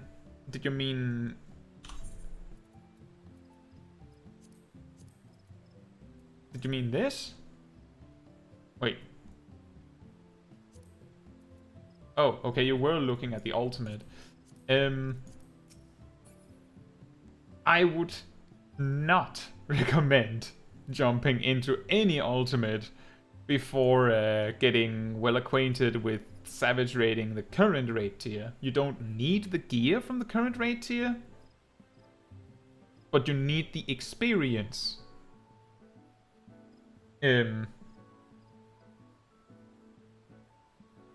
Basically, if you've played RPGs before, especially Final Fantasy RPGs, ultimates are super bosses in MMO form. So you need to clear the hard bosses before you go to the super boss. That's what I would recommend. Like, I can't stop you from going into an ultimate, but I wouldn't recommend it for your own sake. It's going to be very overwhelming. I heard people that were good players that took over a month of constant progress every day to get something like Epic of Alexander down. I'm going in solo, I will win. Nope. A12S can be soloed. Epic of Alexander, I don't believe you can enter alone. I'm pretty sure our unrestricted party isn't a thing for ultimates. Now, with that said, once again, if you would like to keep better track of the things that happen on this channel, I would highly recommend that you join the Discord server, which is on this link that I'm posting now. Again,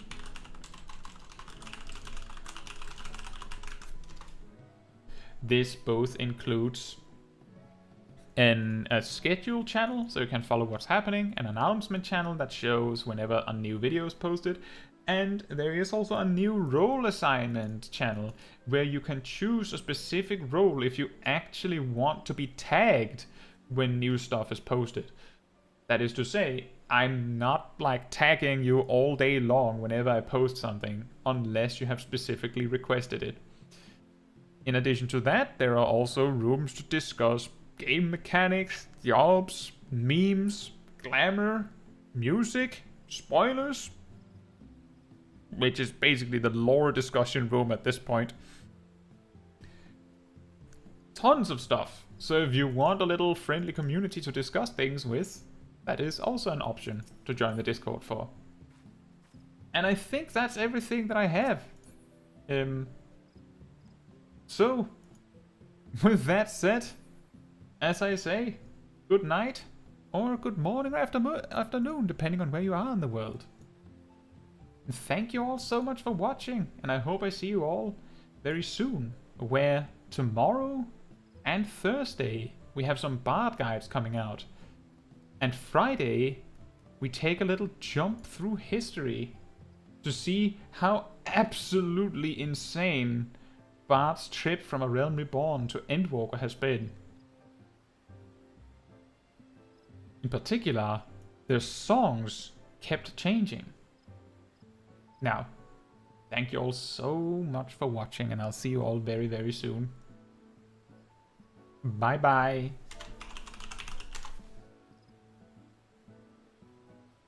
And Coco also waves goodbye. Good night.